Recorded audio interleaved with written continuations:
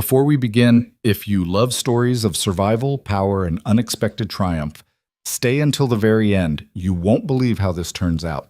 Drop a comment telling me what city you're watching from, and hit that like button so more people can find this story. The blood hadn't dried yet. Elira pressed herself against the cold stone wall of the servants' corridor, her breath shallow, her fingers trembling as she clutched a bundle of soiled linens to her chest. Through the narrow gap in the doorway, she could see them. 3 women in silk gowns the color of wine and midnight, their laughter sharp as broken glass. "Did you see her face?" one of them said, adjusting the golden comb in her hair. "When the Alpha told her she wasn't worth the air in his lungs." "I thought she'd cry," another added, her voice dripping with satisfaction. "But she just stood there, pathetic." The third woman, tall, with shoulders like a warrior and eyes like frozen lakes, didn't laugh. She studied her reflection in the polished shield hanging on the wall, turning her face this way and that. "Weakness has no place in Thornhaven. The king will choose one of us. Someone strong, someone worthy." Elira's stomach twisted. She knew they weren't talking about her. They never talked about her. To them, to everyone in this God's forsaken fortress, she was invisible. Less than invisible. She was the girl who scrubbed floors, who emptied chamber pots, who kept her eyes down and her mouth shut because that was the only way to survive when you were an Omega in a kingdom built for Alphas. But she'd heard about the trial. Everyone had. King Calric, the Wolf of the North, the man whose name made grown warriors flinch, had issued a decree. Any woman who wished to be his queen could enter the labyrinth at the edge of the Blackwood Forest. Those who emerged would be given riches, status, as a place of honor. The one who reached the center would stand beside him as his equal. Equal. The word tasted like ash in Elira's mouth. She'd never been anyone's equal, not in her birth pack, where her own mother had looked at her with disappointment the moment she presented as Omega. Not in the village where they dumped her when she was 12, too weak to contribute, too fragile to marry off. And certainly not here, in Thornhaven, where she'd spent the last 4 years as a shadow among shadows. The women moved past her hiding spot, their perfume thick and cloying. Elira waited until their footsteps faded before she allowed herself to breathe. She should go, finish her work, stay invisible. But something stopped her. A sound. Faint. Coming from the eastern wing where the trial candidates were being housed. Against every instinct screaming at her to mind her own business, Elira moved toward it. The eastern wing smelled different, cleaner. The torches burned with scented oil instead of tallow, and the floors were covered in woven rugs instead of bare stone. Elira had only been here once before, to deliver fresh linens, and she'd been shouted at for taking too long. The sound grew louder as she approached one of the chambers. Crying, desperate, broken, crying. Elira hesitated, her hand hovering over the door. This was dangerous. If anyone found her here, the door swung open. A woman stood there, younger than Elira had expected, maybe 17 at most. Her dress was torn at the shoulder, and her face was streaked with tears and something darker. Blood. "What do you want?" the girl spat, her voice raw. Elira took a step back. I heard." "You heard nothing." The girl tried to slam the door, but Elira caught it. "Are you hurt? What do you care?" The girl's eyes were wild, darting past Elira as if expecting someone to appear. "You're just a servant. You don't matter." The words should have stung. They didn't. Elira had heard worse. "Let me help you," she said quietly. The girl laughed, a bitter sound that cracked halfway through. "Help me? You can't even help yourself. Look at you. You're nothing, less than nothing." Elira didn't argue. She just stood there waiting. Something in her stillness must have broken through because the girl's expression shifted. The anger drained away, leaving only exhaustion. "They're going to kill us," she whispered. "All of us.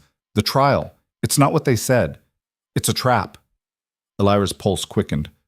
"What do you mean?" The girl glanced over her shoulder, then pulled Elira inside and shut the door. The room was lavish, silk curtains, a bed with carved posts, a table laden with fruit and wine, but it felt like a cage. "I overheard the guards talking," the girl said, pacing now, her hands shaking. "The labyrinth, it's not just a test, it's cursed. Anyone who enters either dies or goes mad. The king," she stopped, pressing her palms to her eyes. "The king is dying. The curse is eating him alive, and he's using us to find a cure. Elira felt cold all over. Why would he do that? Because he's desperate. The girl dropped her hands, and Elira saw the fear etched into every line of her face. Because he doesn't care about any of us. We're just tools, disposable. Then don't go, Elira said. Leave. Run. The girl shook her head. You don't understand. If we refuse, we're executed. If we run, they hunt us down. There's no way out. Elira's mind raced. She thought of the women in the corridor, so confident, so sure of their strength. Did they know? Or were they walking into this blind, believing the king's promises? Why are you telling me this? Elira asked. The girl met her eyes, and for a moment something raw and human passed between them. Because you listened, she said simply. Because everyone else just sees me as competition or a threat. And you actually asked if I was hurt. She laughed again, softer this time. Stupid, right? Trusting a servant. Elira didn't know what to say to that. Before she could think of anything, the girl straightened, wiping her face with the back of her hand. Forget I said anything. Just be careful. Don't get involved. What's your name? Elira asked. The girl paused at the door, her hand on the latch. Sarah, not that it matters. I'll probably be dead in 3 days. You don't know that. Sarah looked back at her, and for a moment her expression softened. You're kind. That's rare here. It'll get you killed if you're not careful. Then she was gone. Elira left the room in a daze, her mind spinning with everything Sarah had told her. The curse, the deaths, the king's desperation. She should have gone back to her duties. Should have forgotten the conversation, forgotten Sarah, forgotten all of it. But she couldn't. The servants' quarters were located in the lowest level of the fortress, carved into the mountain itself. The air was always damp down here, always cold, and the smell of mildew clung to everything. Elira shared a room with 7 other women, sleeping on a thin pallet on the floor, her belongings stuffed into a wooden crate beneath it. When she returned that night, most of the others were already asleep. But Mira was awake, sitting on her pallet with her knees pulled to her chest, staring at the wall. Mira? Elira whispered, setting down her linens. The girl jumped, then relaxed when she saw who it was. Elira, I thought you were the night supervisor. What are you doing up? Mira's face crumpled. I'm going to enter the trial. Elira's blood ran cold. What? No, Mira, you can't. I have to. Mira's voice broke. My mother, she's sick. The healers say she won't last the winter without medicine, and we can't afford it. But if I enter the trial, if I even just survive a few days, they'll give my family gold. Enough to save her. You'll die. Maybe. Mira wiped her eyes with the back of her hand. But at least I'll die trying to do something that matters. I'm tired of being nobody, Elira. I'm tired of cleaning up after people who don't even see us. Elira sat down beside her, her heart aching. She understood that feeling, that desperate need to be more than invisible, more than forgotten. There has to be another way, Elira said quietly. There isn't. Mira's voice was firm now, resolved. I've made up my mind. The trial starts in 2 days. I'm going. Elira wanted to argue, wanted to shake her, to make her see reason. But she knew it wouldn't matter. When you had nothing left to lose, reason didn't mean much. Then I'm coming with you, Elira said. Mira's head snapped up. What? No! Elira, you don't have to. I know I don't have to, but I'm not letting you go in there alone. You'll die too. Probably. Elira managed a weak smile. But like you said, at least we'll die trying to do something that matters. Mira stared at her for a long moment, then threw her arms around Elira's neck, sobbing. Elira held her, feeling the weight of what they were about to do settle over her like a shroud. The next 2 days passed in a blur. Elira went through the motions of her work, scrubbing floors, hauling water, serving meals to nobles who didn't acknowledge her existence. But her mind was elsewhere. She watched the trial candidates as they prepared, listened to the gossip among the other servants, and tried not to think too hard about what was waiting for her in the Blackwood Forest. The candidates themselves were a spectacle. They came from all corners of the kingdom, warriors with scars and steel, noblewomen dripping in jewels and arrogance, hunters who moved like shadows, all of them strong, all of them confident, all of them doomed if Sarah was right.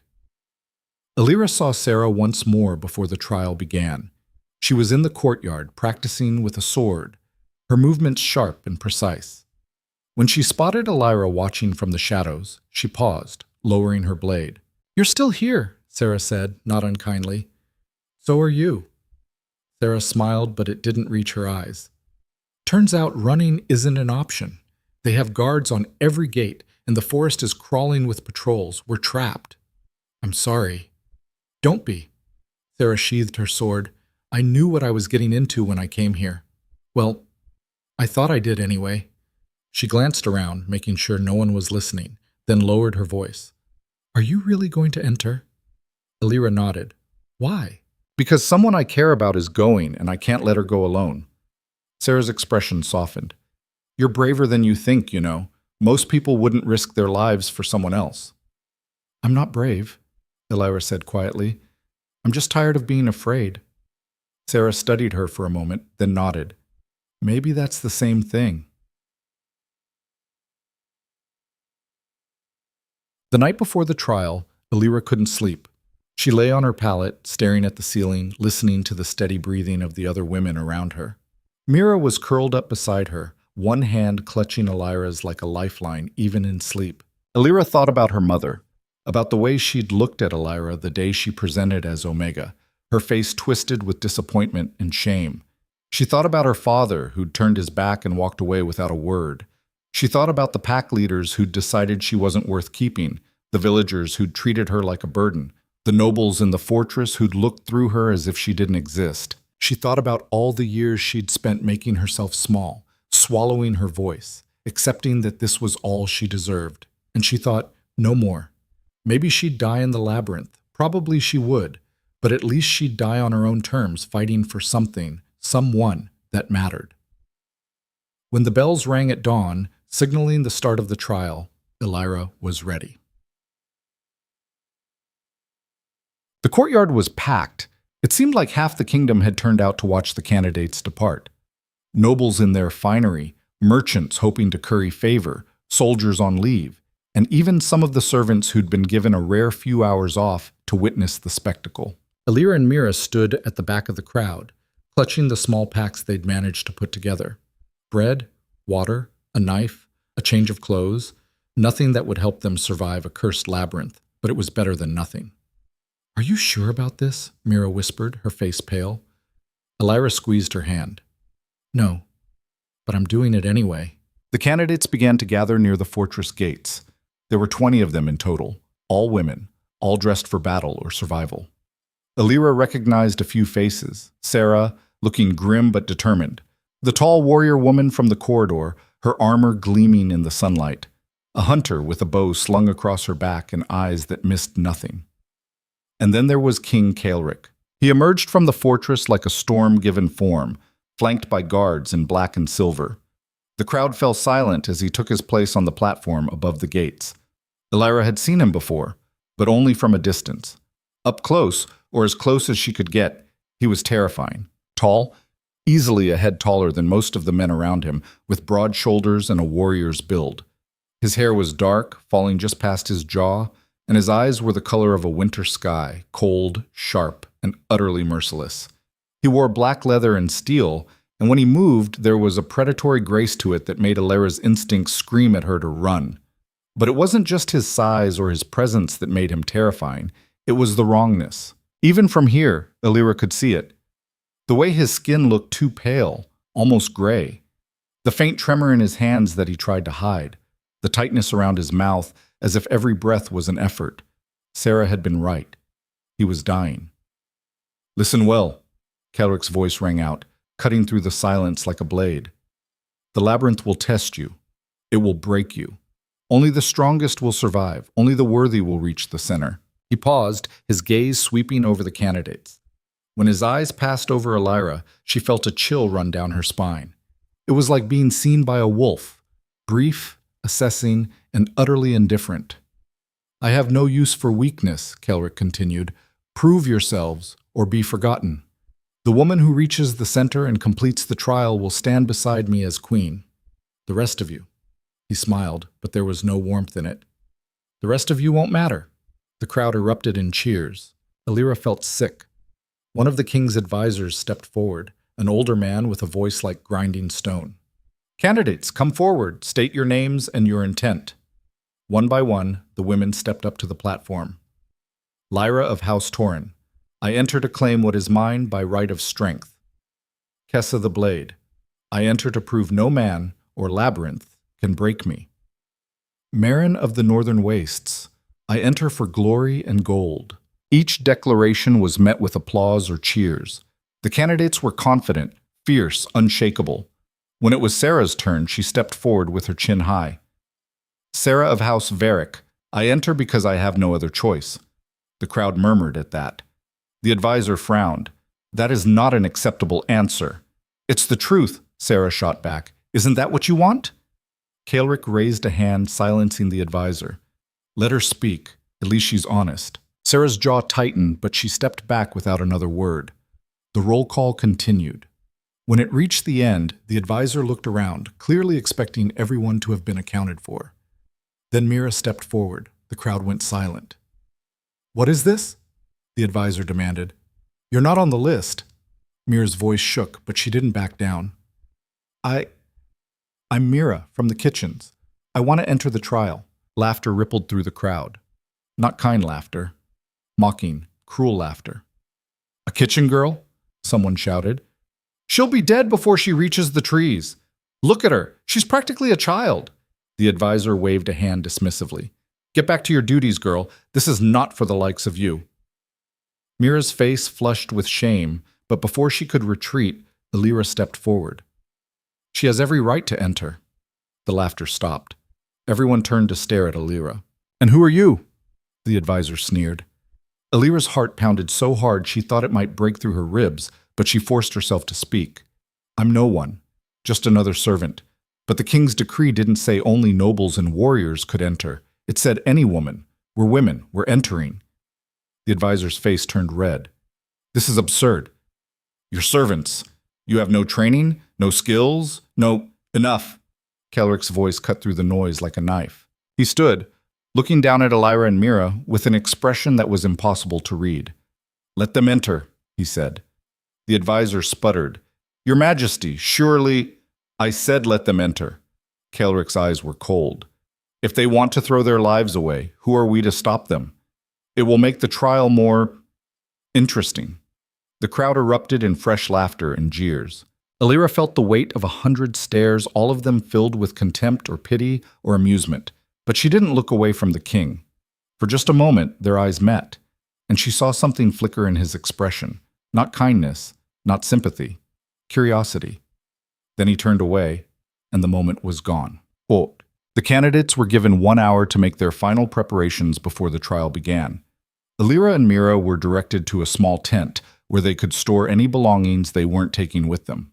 Most of the other candidates ignored them entirely, too focused on their own preparations to care about 2 servants who'd somehow stumbled into the trial. But Sarah found them. You actually did it, she said, shaking her head. I didn't think you would. Neither did I, Alira admitted. Sarah glanced at Mira, who was sitting on a crate staring at her hands. She looks terrified. She is. So am I. Then why are you doing this? Alira didn't have a good answer. Because I'm tired of being invisible, I guess. And because she needs someone. Sarah was quiet for a moment. Then she reached into her pack and pulled out a small dagger, handing it to Alira. Take this. It's not much, but it's better than the kitchen knife you've got. Alira stared at the blade, then at Sarah. Why are you helping us? Because you're probably going to die, and I'd rather it not be because you had shitty equipment. Sarah's smile was faint and sad. And because you listened to me when no one else did. That counts for something. Thank you. Sarah nodded, then hesitated. Listen, if we make it through this, if we somehow survive, let's find each other. Okay? Okay. Sarah walked away, leaving Alira holding the dagger.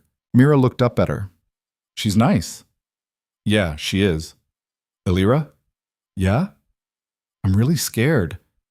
Alira sat down beside her, wrapping an arm around her shoulders. Me too, but we're going to stick together, okay? No matter what happens. Mira nodded, leaning into her. They sat like that until the bells rang, signaling it was time. The entrance to the labyrinth was marked by two massive stone pillars, ancient and covered in carvings that hurt to look at too long. Beyond them, the forest loomed dark and dense, the trees so close together that no sunlight reached the ground. The candidates gathered in a loose group, some exchanging final words, others silent and focused. King Calric addressed them one last time. The path will open for you. Once you enter, there is no turning back. The labyrinth will test your strength, your will, your very soul. Most of you will not return. His gaze swept over them, cold and unyielding. But for those who do, glory awaits. He raised his hand, and the air between the pillars shimmered. A path appeared, narrow and winding, disappearing into the shadows. Begin! The candidate surged forward. Alira grabbed Mira's hand and pulled her along, her heart racing, her mind screaming at her that this was insane, that they were going to die, that there was still time to turn back. But she didn't turn back. She ran forward into the darkness, and the labyrinth swallowed her whole. The first thing Alira noticed was the silence. The moment they crossed the threshold, the sounds of the crowd, the fortress, the world outside, it all vanished, replaced by nothing, an oppressive, suffocating silence that pressed down on her like a weight. The second thing she noticed was that the path had already split. Where there had been one narrow trail, now there were three, each disappearing into the trees in different directions. The other candidates were scattering, some choosing paths alone, others forming small groups. Alira saw Sarah head down the leftmost path without hesitation, her hand on her sword. The tall warrior woman took the center path, her expression grim. "Which way?" Mira whispered, her voice barely audible. Alira looked at the three paths. They all looked the same. Dark. Unwelcoming. Wrong. "It doesn't matter," she said finally. "We stick together and we keep moving." She chose the right path and they started walking. The trees closed in around them almost immediately. The branches overhead were so thick that no light filtered through, and the air was cold, damp, clinging to her skin like cobwebs. Mira's grip on her hand was tight enough to hurt. "It's okay," Alira said, though she didn't believe it. "We're okay." They walked for what felt like hours, though it was impossible to tell time in this place. The path twisted and turned, looping back on itself, leading them in circles. Twice, they passed the same fallen tree. 3 times, they crossed the same stream. "We're lost," Mira said, her voice shaking.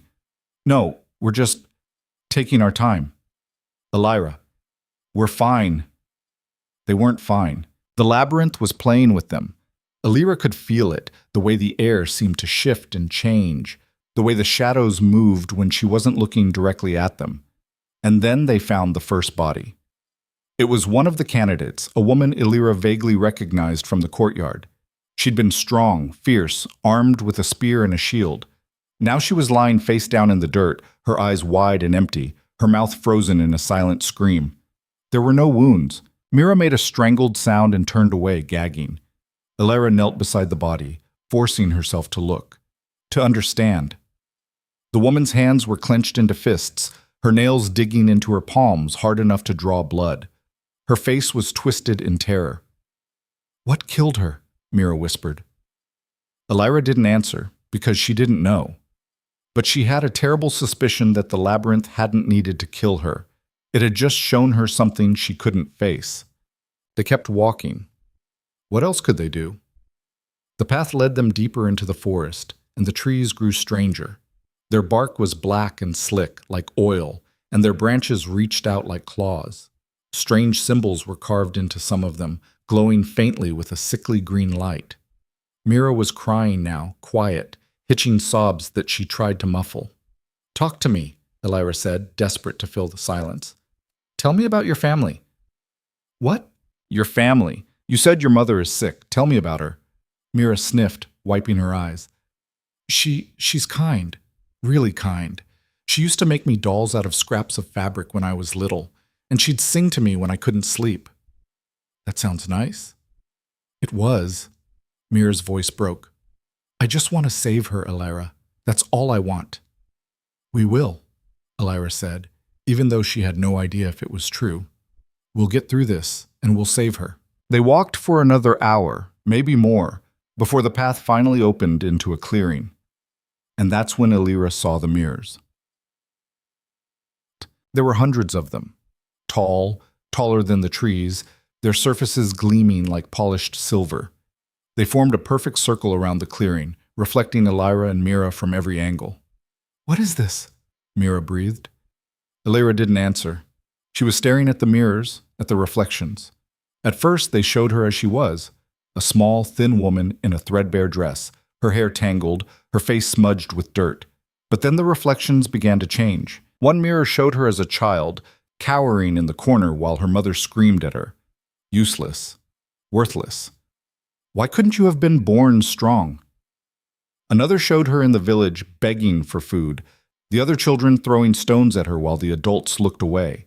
Another showed her in the fortress, on her knees, scrubbing blood from the floor, while a noble woman stood over her, sneering. "You're nothing. You'll always be nothing." Elira's breath caught. The mirrors were showing her every moment of shame, every humiliation, every time she'd been rejected or hurt or made to feel like she didn't matter. And it hurt. It hurt so much she wanted to scream. Beside her, Mira was staring at her own reflections, tears streaming down her face. No, that's not real." "Don't look at them," Elira said, grabbing her arm. "Mira, don't look." But Mira couldn't look away. "My mother, she's dying because of me. I wasn't fast enough. I wasn't good enough. I couldn't earn enough money. That's not true." "It is. It's all my fault." The mirrors began to crack. One by one, hairline fractures spreading across their surfaces, spiderwebbing out from the center. Elira didn't understand what was happening until she realized the mirrors weren't breaking because of Mira. They were breaking because of her, because she was looking at them, at all these terrible moments from her past, and she felt nothing. Not because she didn't care, but because she'd already lived through them. She'd already survived every single one of those moments, and they hadn't killed her. They'd made her stronger. The cracks spread faster, and then the mirrors shattered all at once, exploding into shards that turned to smoke before they hit the ground. The clearing was empty now, the path opening on the other side. Mira was staring at her, wide-eyed. "How did you do that?" Elira shook her head. "I don't know. I just didn't let them hurt me." They walked through the clearing, leaving the smoke behind. Amos. The labyrinth changed after that. It was subtle at first. The trees weren't as oppressive. The air wasn't as cold. The path was still confusing, still winding, but it felt less hostile. Elira didn't trust it. They found 2 more bodies over the next few hours. Both candidates. Both dead without a mark on them. And then they found someone alive. Sarah. She was sitting against a tree, her sword on the ground beside her, her head in her hands. "Sarah!" Elira ran to her, dropping to her knees. "Are you hurt?" Sarah looked up, and Elira's stomach dropped. Her eyes were haunted, red-rimmed and empty. "I killed her," Sarah whispered. "What?" "One of the other candidates. She tried to take my supplies, and I didn't even think. I just reacted. I stabbed her, and she..." Sarah's voice broke. "She was just scared, just trying to survive. And I killed her." Elira didn't know what to say. Mira knelt beside her. "It wasn't your fault. You were defending yourself." "Was I?" Sarah laughed, a hollow, broken sound. "Or was I just proving the labyrinth right? That I'm exactly as violent and selfish as it thinks I am?" "You're not," Elira said firmly. "You're scared. We all are. But you're not a bad person, Sarah." Sarah looked at her, tears streaming down her face. "How do you know?" "Because you gave me your dagger, because you warned me about the trial, because you're here, feeling guilty, instead of moving on and forgetting about her." Elira reached out and took her hand. "Come with us. Please." Sarah stared at her for a long moment. Then she nodded. The 3 of them traveled together after that. It was easier somehow, with Sarah there. She knew how to navigate forests, how to find clean water, how to set basic traps. And more than that, she was strong, not just physically, but mentally. She kept them moving when Mira wanted to give up, kept them alert when Elira felt herself slipping into exhaustion. They talked sometimes, small things, memories, hopes. What will you do if we survive this? Mira asked one night as they huddled together for warmth. Go home, Sarah said immediately. See my family. Tell them I'm done trying to prove myself. What about you? Mira asked Elira. Elira thought about it. I don't know. I've never really had a home. Then make one, Sarah said. If we get out of here, make a home. A real one. Elira smiled faintly. Yeah, maybe I will. They slept in shifts, keeping watch for whatever horrors the labyrinth might throw at them next. But as the days passed, something strange happened. The labyrinth grew quieter. The paths became clearer. The darkness lifted just a little. It was as if the labyrinth was testing them less, watching them more. And Elira couldn't shake the feeling that they were being led somewhere. On the 5th day, they reached the heart. The path opened into a clearing so bright it hurt to look at. The grass was impossibly green, the sky overhead clear and blue, as if the darkness of the forest had never existed. In the center of the clearing stood a stone altar, and on that altar lay a man, King Caelric. Elira's breath caught. He was unconscious, his chest rising and falling in shallow, labored breaths. Dark veins spread from his chest like cracks in glass, pulsing faintly with a sickly black light. His skin was gray, his lips bloodless. He looked like he was dying. Because he was. What is this? Sarah whispered, her hand on her sword. Before anyone could answer, a voice echoed around them. It came from everywhere and nowhere, low and resonant, filling the clearing like smoke. You have reached the heart. You have survived. Now choose.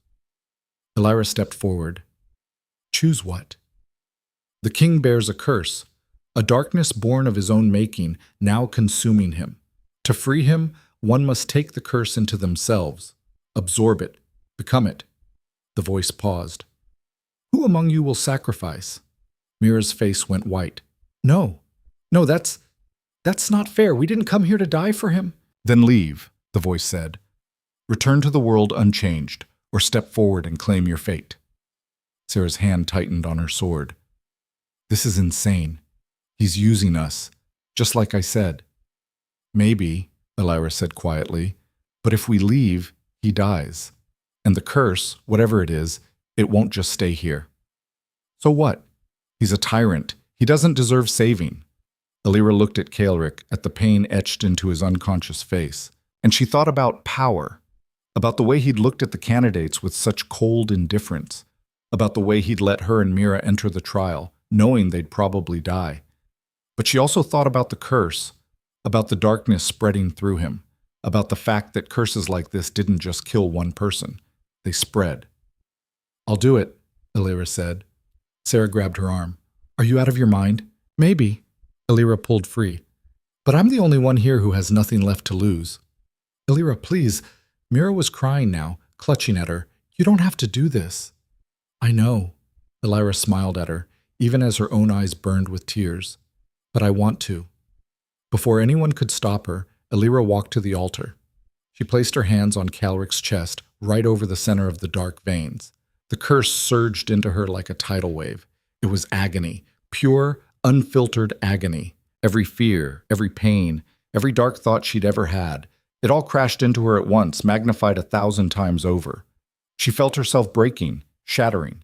But beneath the pain, she felt something else, a presence.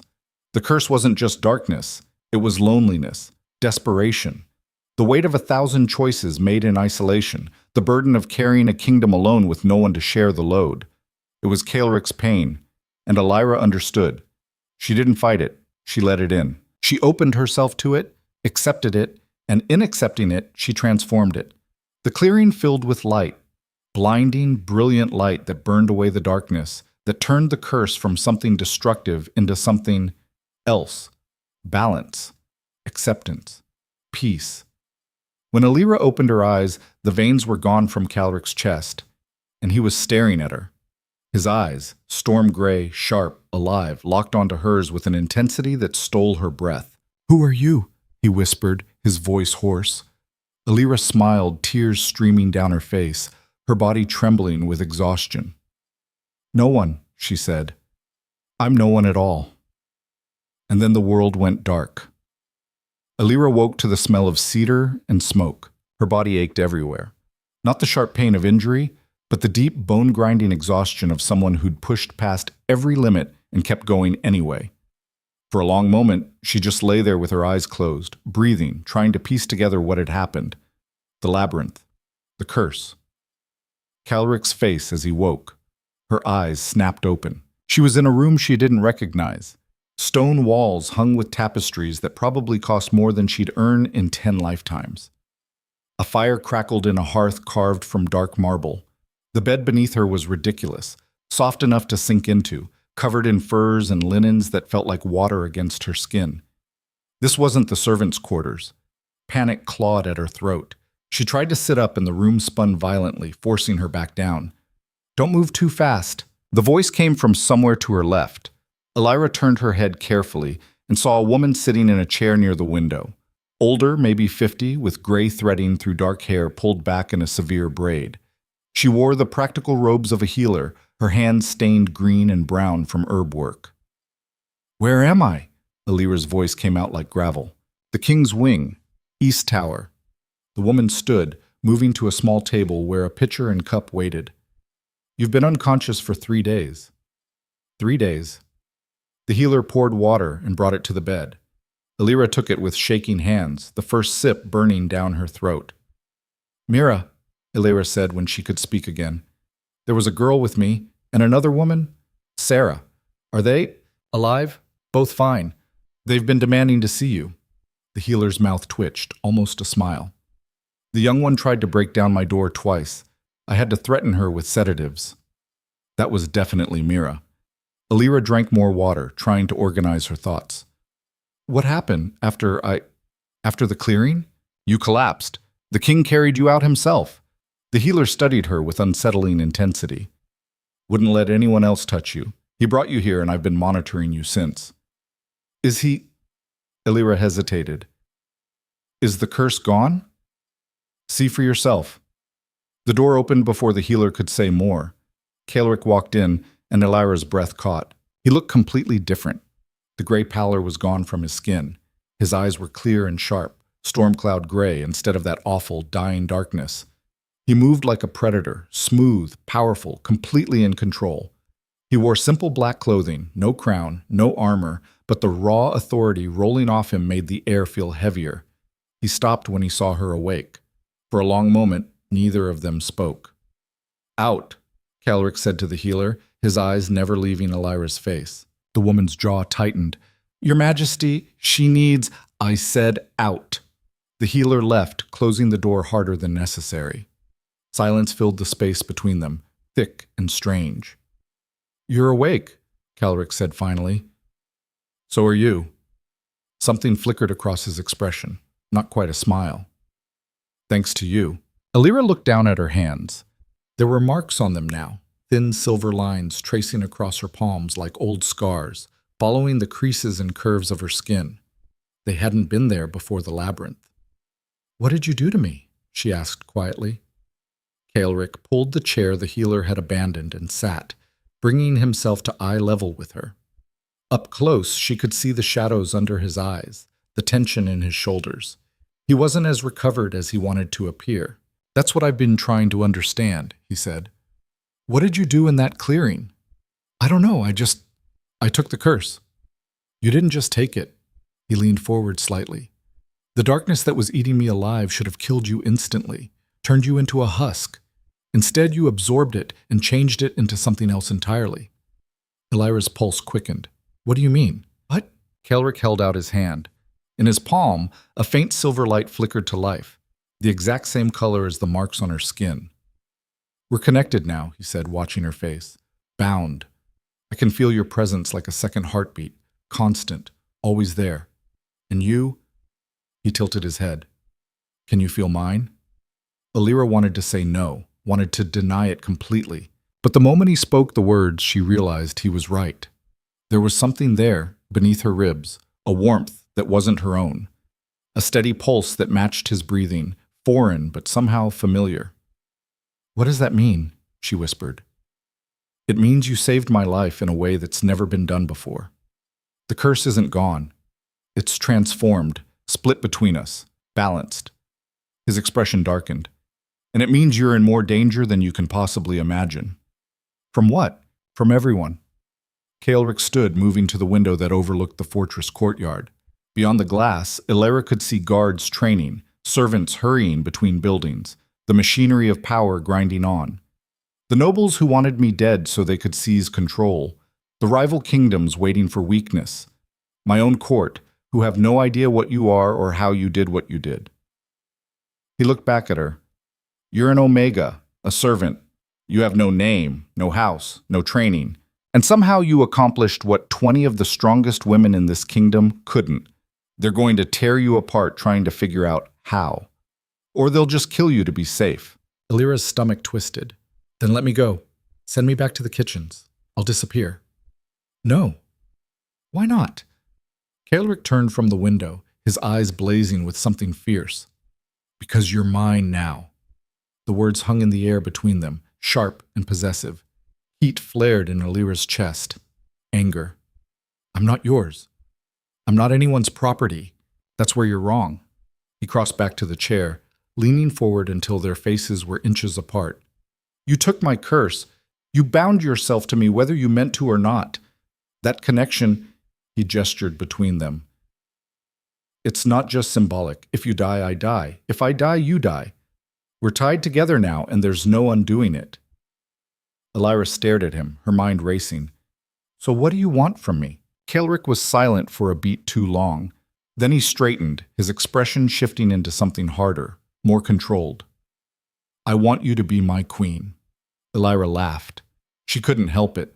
The sound came out harsh and disbelieving, echoing in the too-fancy room. You've lost your mind. Probably. He didn't look amused. But it's the only way to protect you. As my queen, you'd be untouchable, protected by law and custom. No one would dare harm you without declaring war on me directly. They'd never accept it. An Omega as queen? I'd be dead within a week. Not if I make it very clear that touching you means death. His voice went cold, utterly ruthless. I am still king, Illyra. My word is absolute law in Thornhaven. Anyone who challenges that learns what it means to defy me. And what about what I want? Illyra pushed herself up despite the dizziness, anger giving her strength. You don't get to just decide my entire life. Then what do you want? The question caught her completely off guard. What did she want?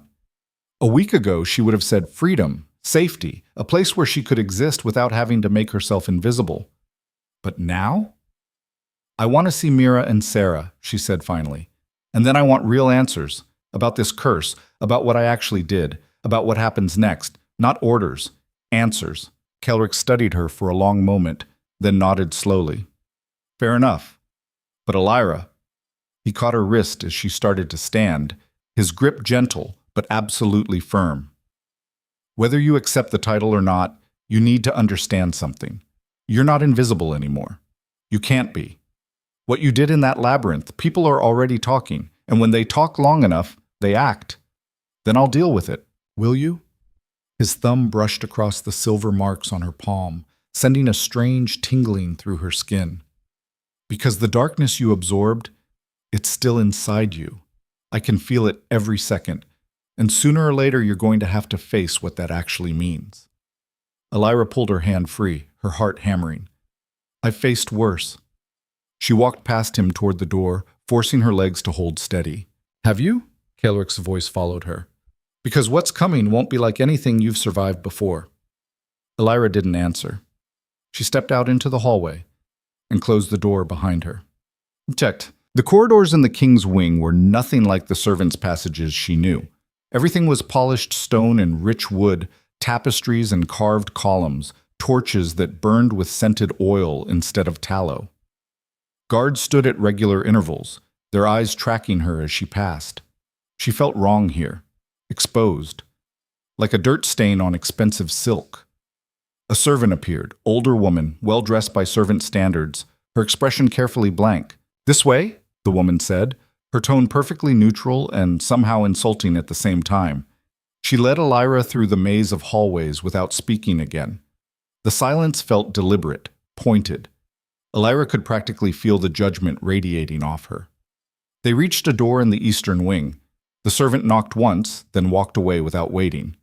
Alira barely had time to reach for the handle before the door flew open. Mira stood there, her face blotchy from crying, and the second she saw Alira, she burst into fresh sobs and threw herself forward, wrapping Alira in a crushing hug.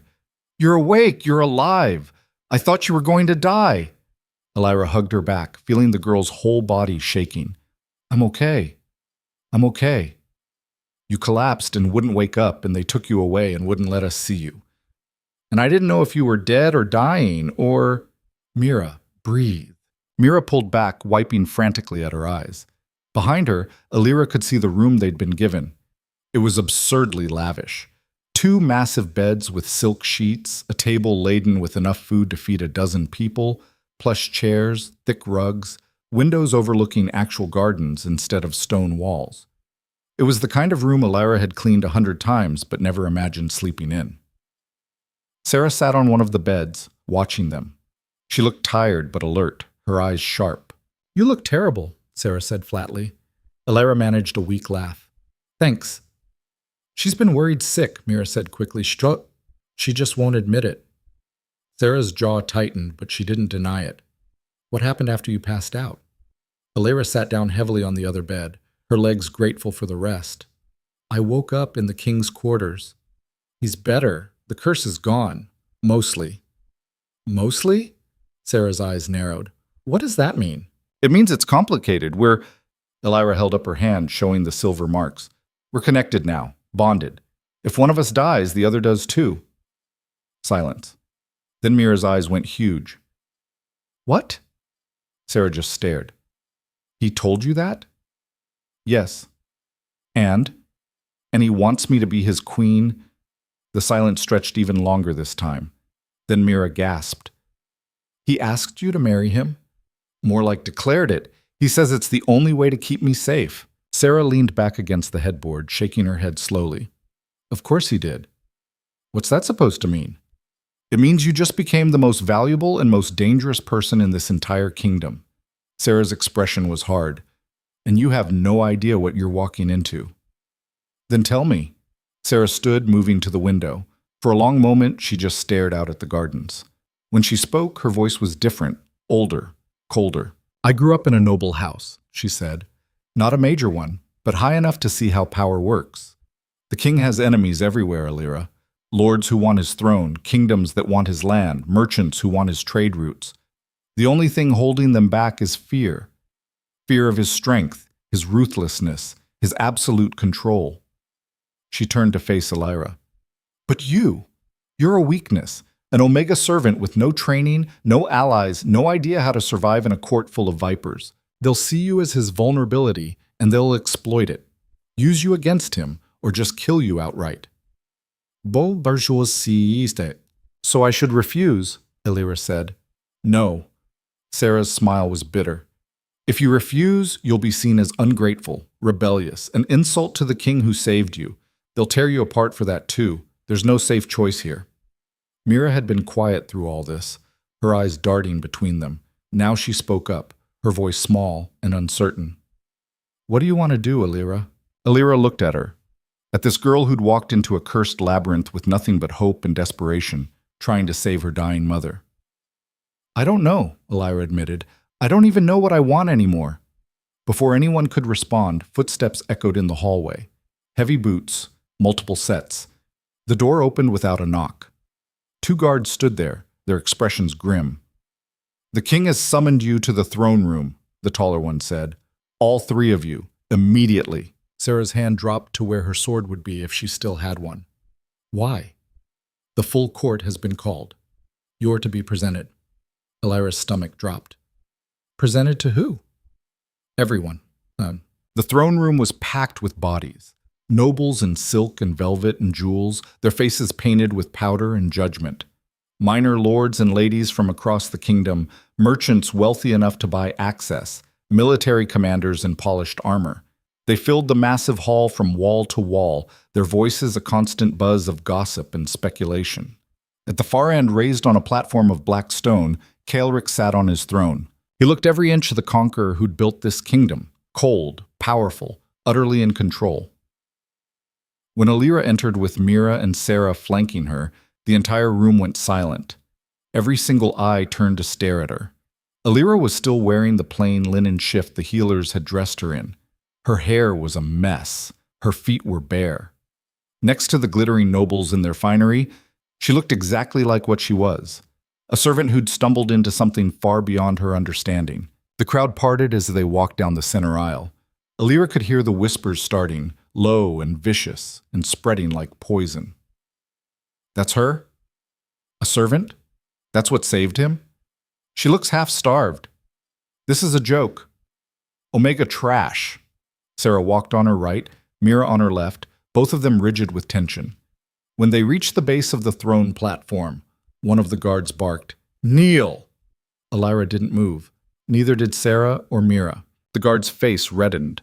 "I said, let them stand." Kaelric's voice cut through the room like a blade. Shock rippled through the crowd. Murmurs of outrage and disbelief. Kaelric stood slowly, descending the steps until he was level with them. He looked at Alira for just a moment, something unreadable in his eyes, then turned to face the assembled court. "You've heard rumors," he said, his voice carrying effortlessly through the massive hall. "Speculation, half-truths and lies." He paused, letting the silence stretch. "I am here to give you facts. 3 days ago, I was dying. A curse was consuming me from the inside, turning my blood to poison and my strength to nothing. Your warriors couldn't save me. Your healers couldn't stop it. 20 women entered that labyrinth, and 19 of them died or went mad." He turned, gesturing to Alira. "This woman saved me." The whispers erupted again, louder now. Angry, disbelieving. "Impossible. There must be some trick. She's just a servant. She couldn't even—" "Silence!" Kaelric's voice cracked like thunder, and the room went dead quiet. Alira of no house and no name walked into that labyrinth, not for glory or gold or power. She went to protect someone weaker than herself. She faced trials that broke your champions and turned your warriors into corpses. And when she reached the heart, when she stood before a choice between her own life and mine, she chose sacrifice. He moved to stand beside Alira, his presence overwhelming. She absorbed a curse that should have killed her instantly. She transformed it. She bound herself to me in a way that has never been done in the history of this kingdom. Kaelric's hand found hers, his fingers lacing through her own. The silver marks on both their palms flared with light. She is the only reason I stand before you now. The only reason this kingdom still has a king.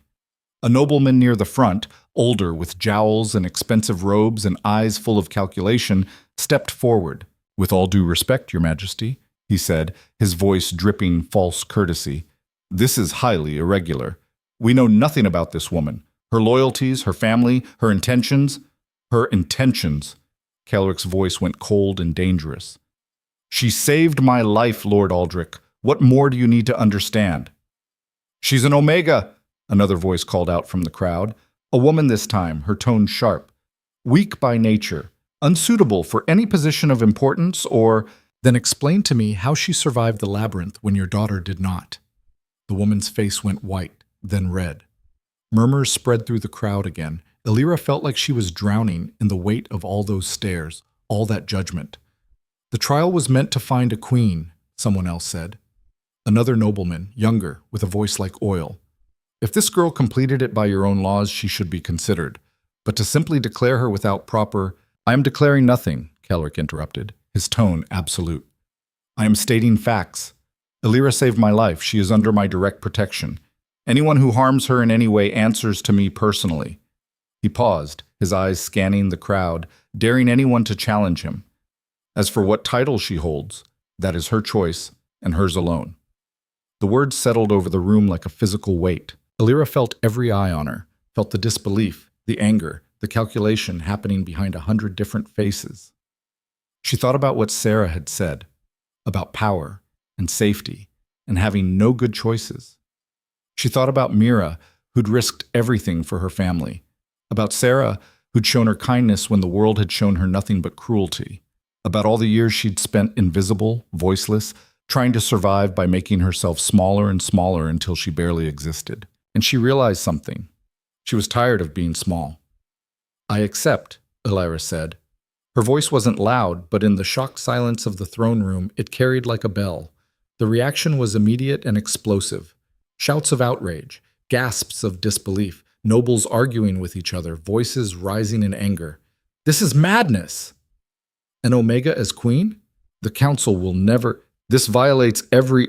Kelric raised one hand, and slowly, grudgingly, the noise died down. Then it settled, he said, his voice cutting through the remaining murmurs. Elira will be trained and educated in the ways of court and crown. In 1 month's time, we will hold the coronation ceremony. Your Majesty, the council must approve, Lord Aldrich started. The council serves at my pleasure, Kelric said, his tone final and absolute. And if anyone in this room has an objection they wish to voice directly, I am standing right here.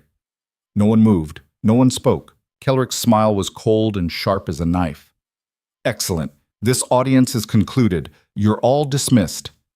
The crowd began to disperse slowly, reluctantly, throwing glances back at Elira that ranged from hostile to calculating to outright murderous. Elira stood there, Kelric's hand still holding hers, and wondered what the hell she'd just agreed to.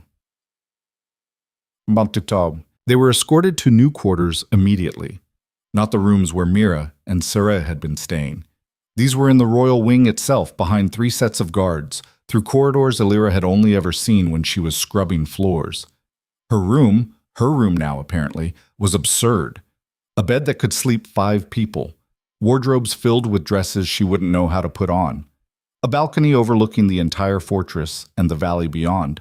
Elira walked out onto that balcony and stared at Thornhaven spread out below, trying to process what had just happened.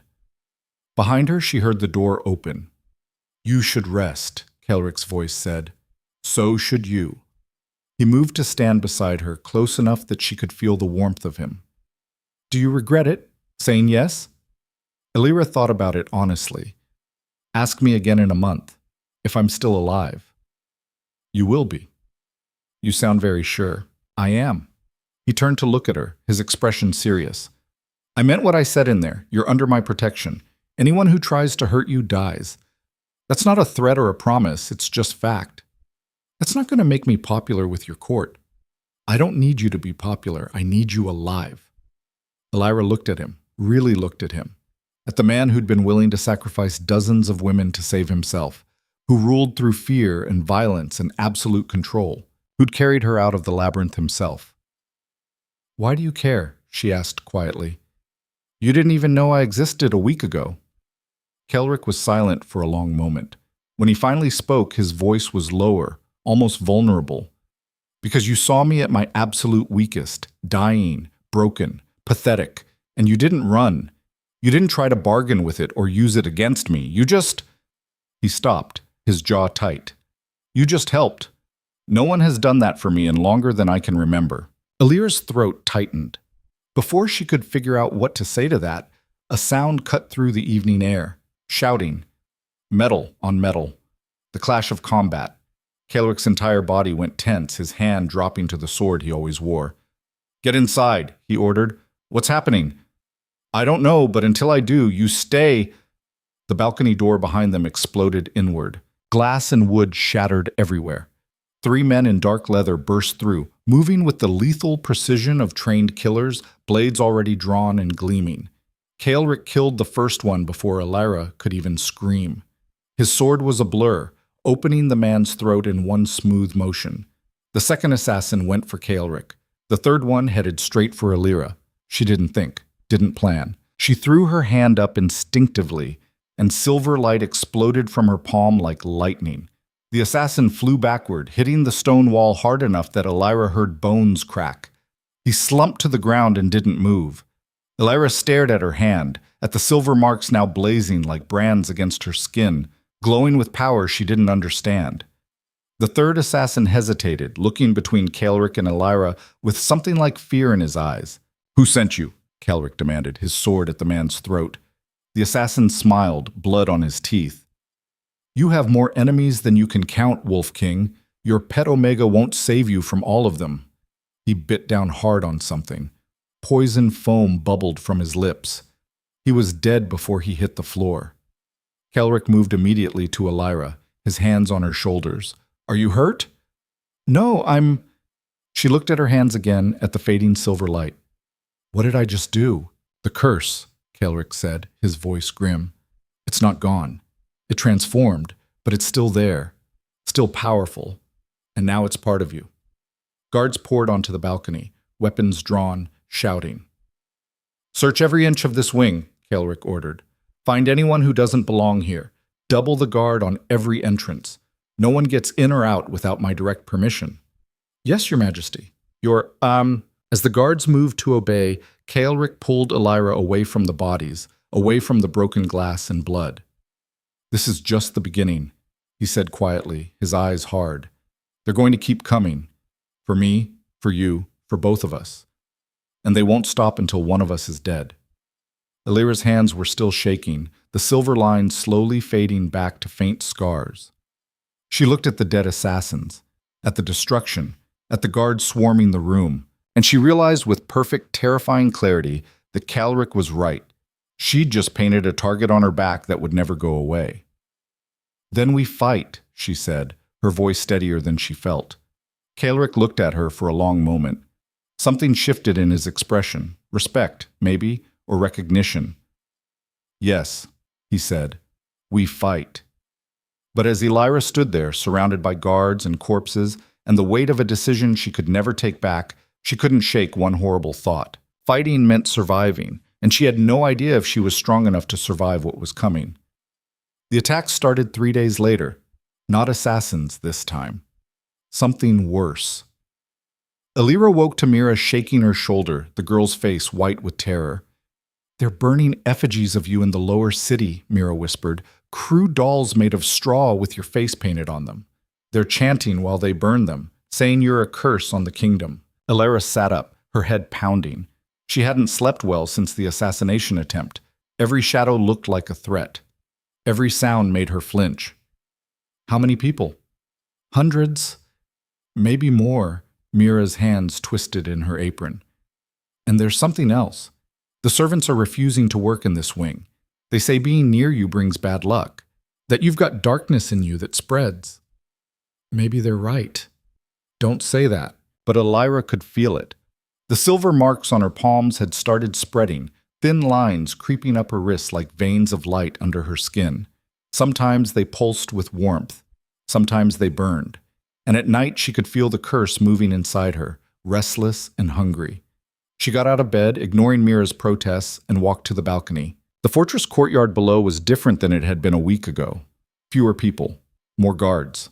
An atmosphere of tension that made the air feel thick. And beyond the walls in the lower city, she could see smoke rising. Multiple fires. They're going to kill me, Elira said quietly. It's just a matter of when.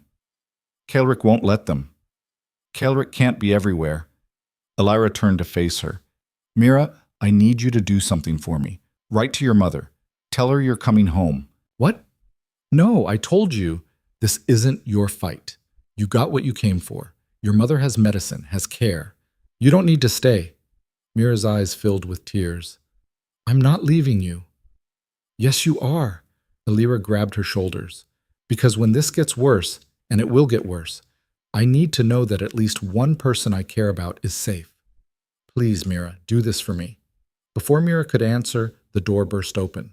Sarah strode in, her face flushed from exertion, a training sword still in her hand. Council meeting, now. You're summoned. She looked at Elira's nightdress. And you need to look like a queen, not a servant. We don't have much time.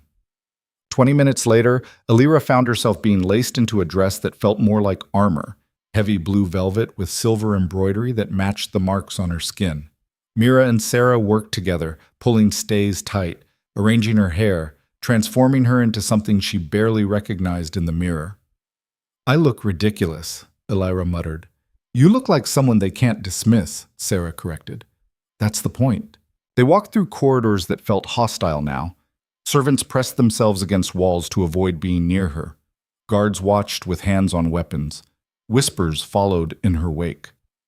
Omega Witch. Cursed thing. Should have died in the labyrinth. Elira kept her chin up, her face blank, the way she'd learned to survive years of abuse in her birth pack. Don't react. Don't give them anything. The council chamber was smaller than the throne room, but somehow more intimidating. A circular room with a table carved from a single massive piece of black wood. 12 chairs around it, 11 of them occupied. Kaelric sat at the head, looking like he hadn't slept in days.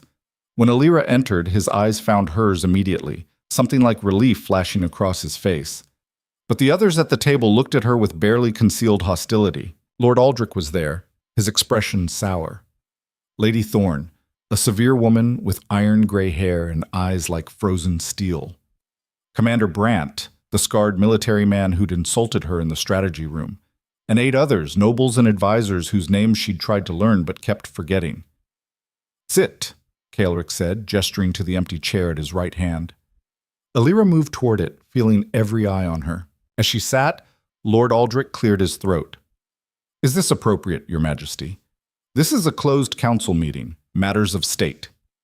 "She's going to be queen," Kaelric said flatly. "She sits on the council. With respect, the coronation hasn't happened yet. Until it does, she sits." Kaelric's tone left no room for argument.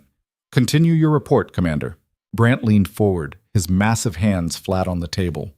"The situation in the lower city is deteriorating. We've had 3 riots in 2 days. The city guard is stretched thin trying to maintain order." "What are they rioting about?" Kaelric asked, though his expression suggested he already knew. "Her." Brandt didn't look at Alira. "They're demanding she be removed from the fortress, tried, executed. The reasonable ones just want her exiled. The reasonable ones can go to hell. Your Majesty." "I said no." Kaelric's hand slammed on the table. "Alira is under my protection. Anyone who touches her answers to me. I've made that clear." Lady Thorne spoke up, her voice cool and measured. "The problem, Your Majesty, is that your attachment to this girl is being seen as a weakness. Our enemies are using it against us. Lord Corvin has started calling you the Omega's pet. King Aldrin is spreading rumors that you've been bewitched, that you're no longer fit to rule. Let them talk." "Talk leads to action." Lady Thorne's eyes were hard. "Corvin has mobilized his full army. Aldrin has moved another legion to our border. They're not posturing anymore. They're preparing for war." Silence fell over the table. Alira felt sick. "This is because of me." "No," Kaelric said immediately. "This is because vultures smell blood.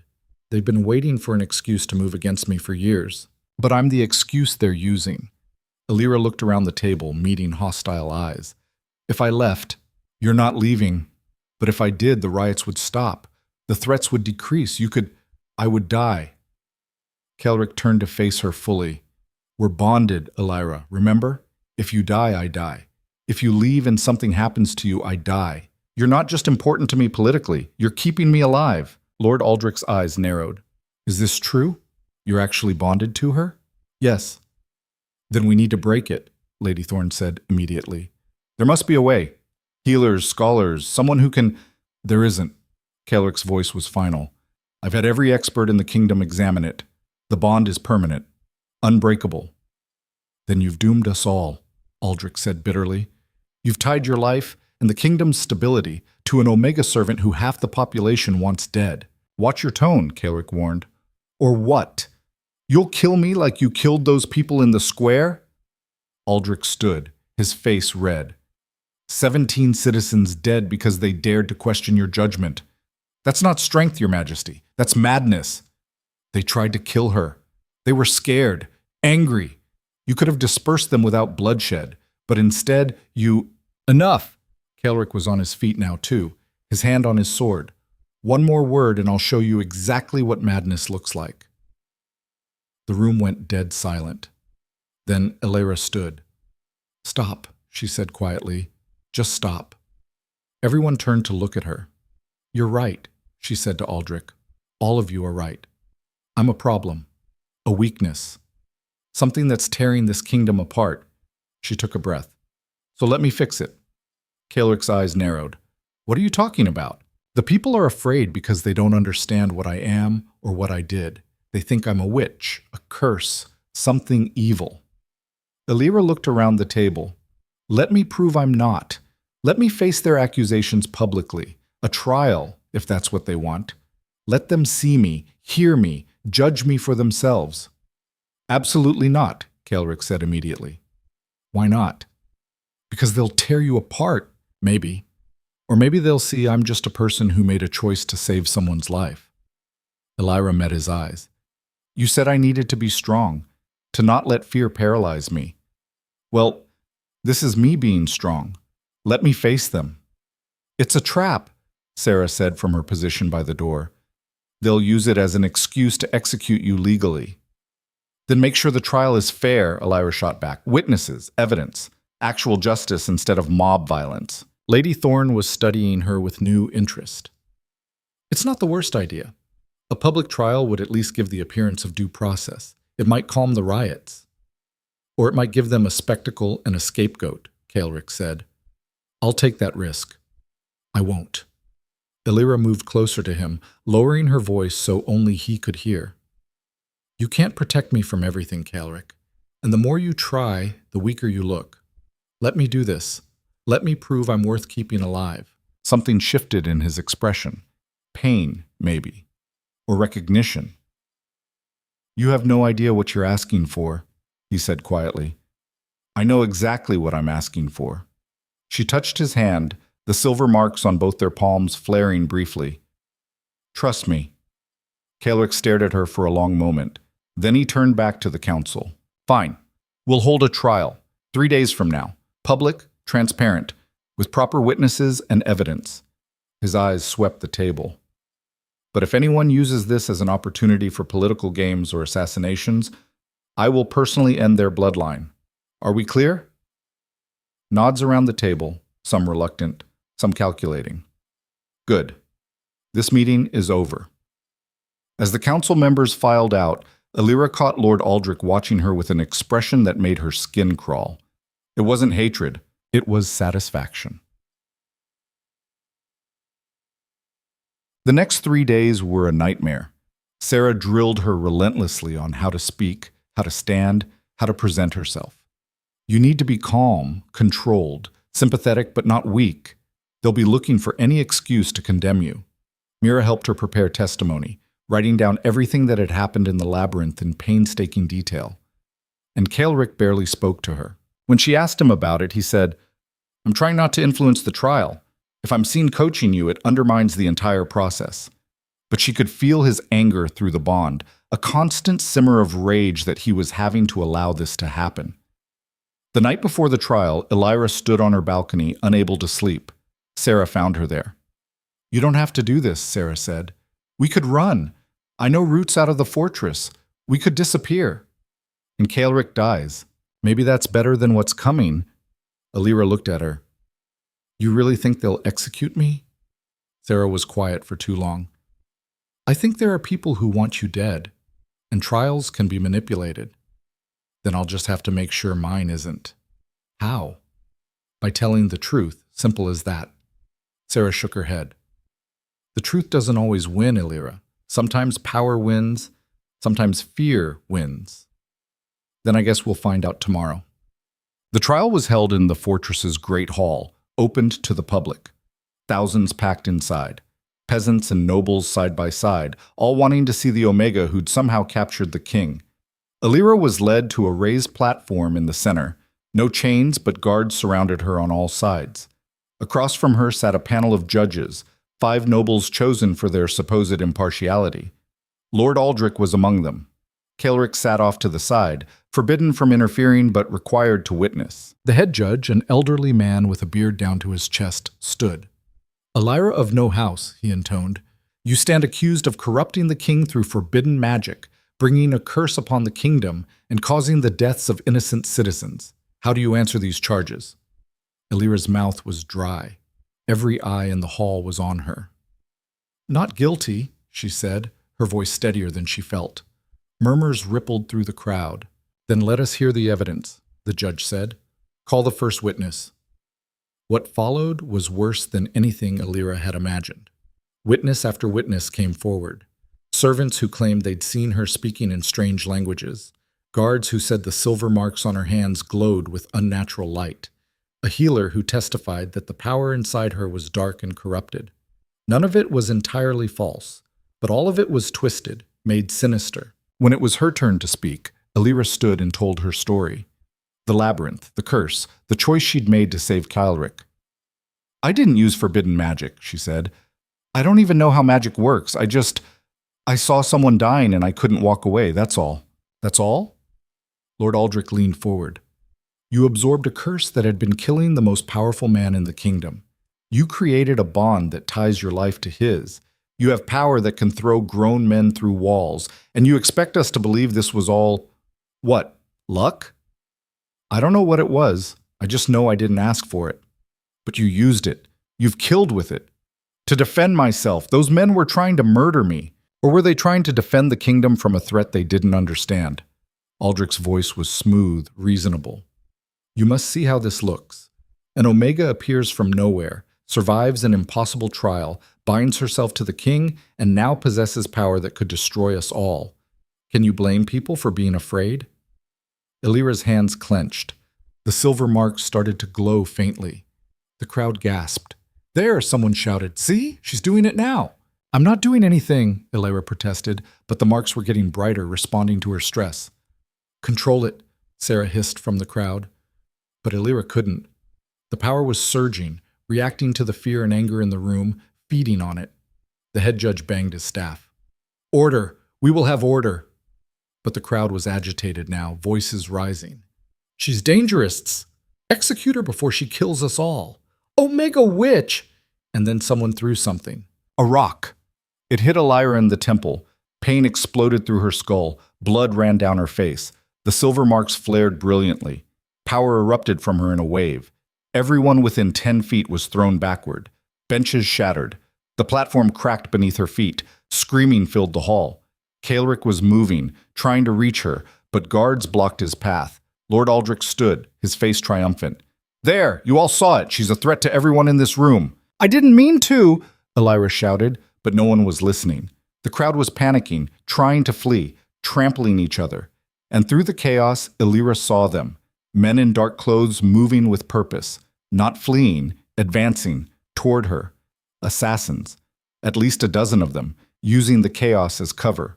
Sarah saw them too. She drew her sword, cutting down the first one to reach the platform.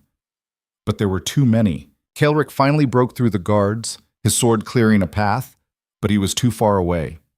An assassin got past Sarah, blade aimed at Elira's heart. The silver power erupted again. This time it didn't just push, it destroyed. The assassin disintegrated, turned to ash in an instant. The one behind him too. The power spread outward like wildfire, consuming everything in its path. Elira screamed, trying to stop it, but it was beyond her control now. The curse had fully awakened, and it was hungry. Elira! Kylric's voice cut through the chaos. Look at me! She found his eyes across the burning hall. You have to control it, he shouted. The bond! Use the bond! Elira didn't understand, but she focused on that connection between them, that steady pulse beneath her ribs. She pulled on it, hard. The power stopped spreading. For a heartbeat, everything was still. Then Kylric collapsed. The silver marks on his skin blazed as bright as hers. He fell to his knees, gasping, as the power she'd pulled through the bond overwhelmed him. No! Elira ran to him, the crowd scattering from her path. I'm sorry. I didn't mean to. It's okay, Kylric managed, his hand finding hers. You stopped it. That's what matters. But when Elira looked around, she saw the destruction. Half the hall was in ruins. At least 50 people dead or injured, and every single person still alive was staring at her with absolute terror. Lord Aldrich's voice rang out, cold and final. I think we've seen enough. The verdict is clear. He looked at the other judges, who nodded quickly. Elira of No House, you are found guilty of all charges. The sentence is death, to be carried out immediately. Guards moved toward her. Kylric tried to stand, to fight, but he was too weak from the power drain.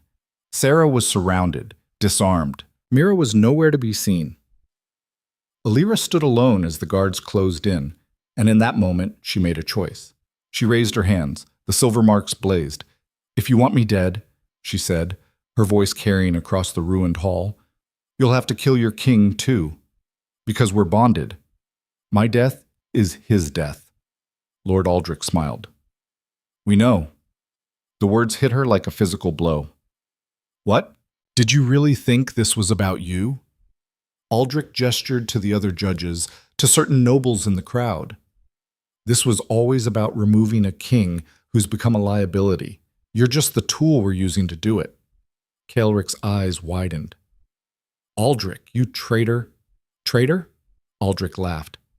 I'm saving this kingdom. You've become weak, Kaelric, obsessed with this Omega, willing to sacrifice everything for her. That kind of weakness gets kingdoms destroyed. You won't survive this, Kaelric said, his voice deadly quiet. Even if you kill us both, my loyalists will tear you apart.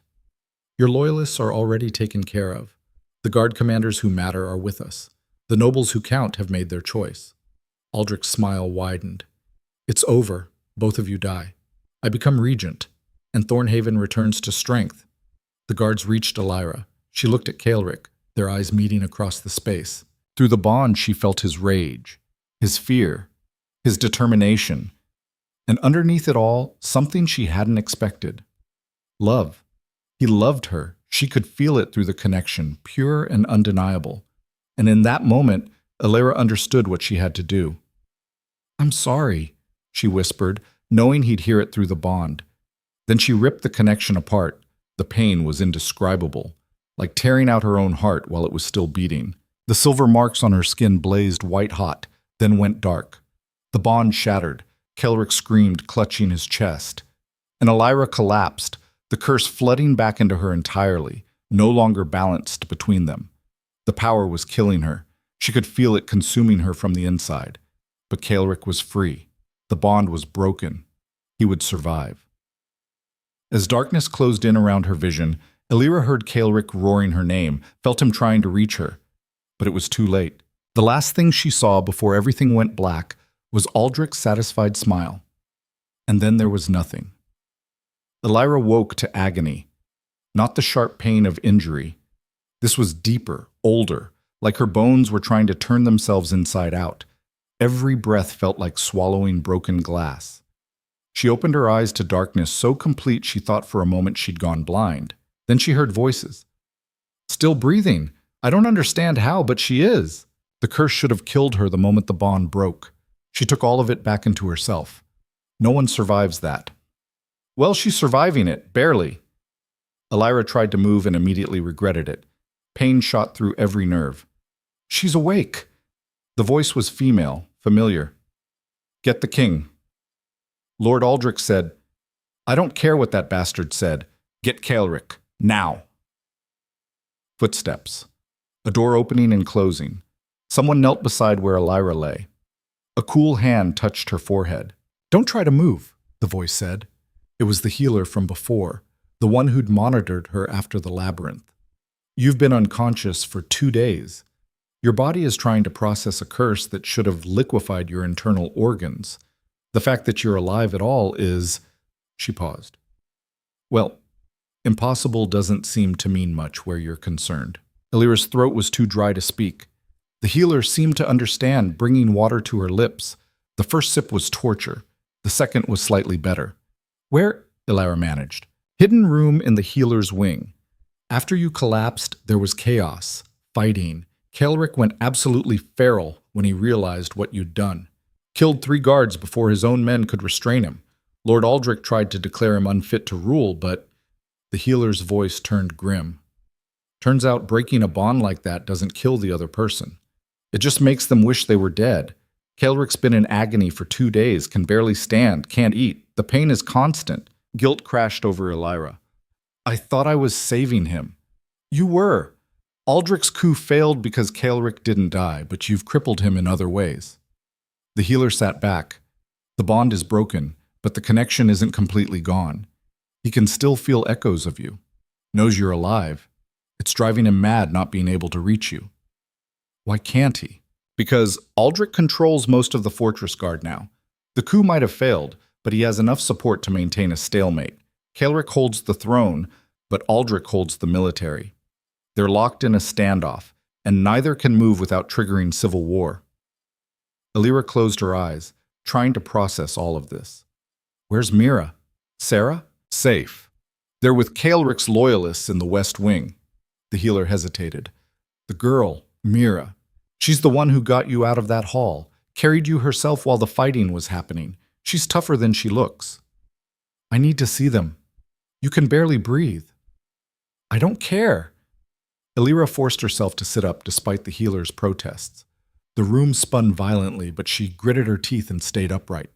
How long until I can walk? Days, maybe weeks. You're not healing like a normal person. The curse is interfering with, then help me interfere back. The healer stared at her. You want to use the curse to heal yourself? I want to use it for something other than destruction. Elira looked at her hands. The silver marks were still there, but they looked different now, darker, angrier, like scars that had never properly closed. Can you help me or not? The healer was quiet for a long moment. Then she stood, moving to a cabinet filled with vials and herbs. This is insane, she muttered. But then again, so is everything about you. She pulled out several bottles, mixing them with practiced efficiency. This will hurt, possibly a lot, but it should stabilize the curse enough for you to channel it deliberately instead of letting it rampage. Do it. What followed was 3 hours of agony that made everything before seem gentle. The healer's concoction burned like liquid fire going down.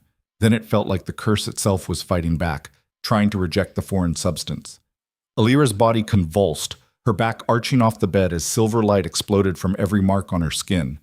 Hold her down, the healer shouted, hands pressed on Elira's shoulders. Through the haze of pain, she realized other people had entered the room. Assistants, probably. It's killing her. No, it's transforming. Keep her still. The pain peaked, became unbearable, then suddenly shifted. Instead of fighting her, the curse started responding to her will. Elira could feel it now, really feel it, not as a foreign thing eating her alive, but as part of her, an extension of herself that she could direct. She focused on her broken body, on the damage the curse had done, and pushed. The silver light turned inward, bones that had been cracking knitted together, muscles that had been tearing rebuilt themselves. The constant pain that had been her companion for days faded to a dull ache. When it was over, Elira sat up on her own. The healer stared at her. That shouldn't have worked. But it did. Elira looked at her hands. The marks were still dark, still angry-looking, but they felt different now, controlled. Thank you. Don't thank me yet. You've stabilized the curse, but it's still inside you, still dangerous. And if you lose control again, I won't. You can't know that. Yes, I can. Elira stood, her legs shaky but holding. Because I don't have a choice. People are depending on me. She walked to the door. Where are you going? The healer demanded. To end this. The corridors outside the healer's wing were different than Elira remembered. Guards at every intersection, all of them looking tense and trigger-happy. The few servants she saw moved quickly, heads down, avoiding eye contact with everyone. The fortress was a powder keg waiting for a spark. Elira made it 3 hallways before someone recognized her. A guard's eyes went wide. You're supposed to be dead. Clearly I'm not. Elira kept walking. The guard grabbed for his sword. Stay where you are. Lord Aldrich said. Elira raised her hand. The silver marks flared just enough to make him hesitate. I'm going to see the king, she said calmly. You can let me pass, or you can try to stop me. But if you choose the second option, what happened in the trial hall will look gentle. The guard's hand shook on his sword hilt. Then he stepped aside. Elira walked past him, her heart hammering. She had no idea if she could actually back up that threat, but the guard didn't need to know that. She found Calric in what used to be the strategy room, now converted into a makeshift command center. Maps covered every surface. Armed men stood guard at the doors. When Elira entered, every conversation stopped. Calric was leaning over the main table, his back to her. When he heard the silence, he turned. The look on his face when he saw her broke something in Elira's chest. He looked terrible, gaunt, pale, with shadows under his eyes that suggested he hadn't slept since the trial. But more than that, he looked broken in a way that had nothing to do with physical injury. Elira. Her name came out like a prayer. Then he was moving, crossing the room in 3 strides, pulling her into his arms with a desperation that stole her breath. You're alive. You're actually alive. His voice was rough against her hair. I could feel you through the remnants of the bond, but I thought I was going insane. I'm sorry. Elira held him just as tightly. I thought breaking the bond would save you. You almost killed us both. He pulled back just enough to look at her face, his hands framing her cheeks.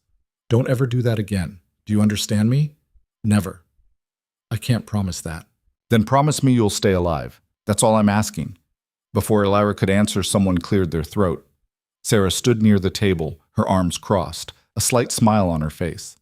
Not that this isn't touching, but we have a situation to deal with. Beside her, Mira was crying openly. When she saw Elira looking at her, she ran over and threw her arms around both Elira and Calric. You're okay. You're really okay. Mira sobbed into Elira's shoulder. I thought you were dead. There was so much blood and the power, and I'm okay. Elira stroked her hair. Thanks to you. The healer said you carried me out. I wasn't leaving you there to die. You could have been killed. So could you. We're even. Calric gently extracted himself from the embrace, though his hand stayed on Elira's arm like he needed to keep touching her to believe she was real. What's the situation? Elira asked, looking at Sarah. Sarah moved to the map table. Aldrich controls about 60% of the fortress guard. We have the rest, plus the king's personal guard and most of the military commanders. The fortress is essentially split in two. Aldrich holds the main gates, the throne room, and the eastern wing. We have the west wing, the armory, and the walls. The people? Divided. Some think you're a demon who needs to be destroyed. Others think Aldrich staged a coup and you were just the excuse. Sarah pointed to markers on the map showing the lower city. There have been 3 more riots. The city guard is barely maintaining control. Elira studied the map, her mind working. What does Aldrich want? You dead. Calric either dead or deposed, himself on the throne. Calric's voice was hard. He's been planning this for months, maybe longer. The trial was just the trigger. And if we attack his forces? Civil war. The fortress tears itself apart, and our external enemies march in to pick up the pieces. Calric's hand tightened on the table edge. Corvin and Aldrin are both waiting to see who wins this standoff. Whichever side loses, they'll attack. So we can't fight Aldrich directly without destroying the kingdom, Elira said slowly. But we also can't let him hold half the fortress indefinitely. That's the problem we've been trying to solve for 2 days, Sarah said. Elira looked at the map, at the divided fortress, at the markers showing enemy armies poised at the borders, and an idea began to form. What if we don't fight Aldrich, she said. Everyone turned to look at her. What if we prove him wrong instead? Calric's eyes narrowed.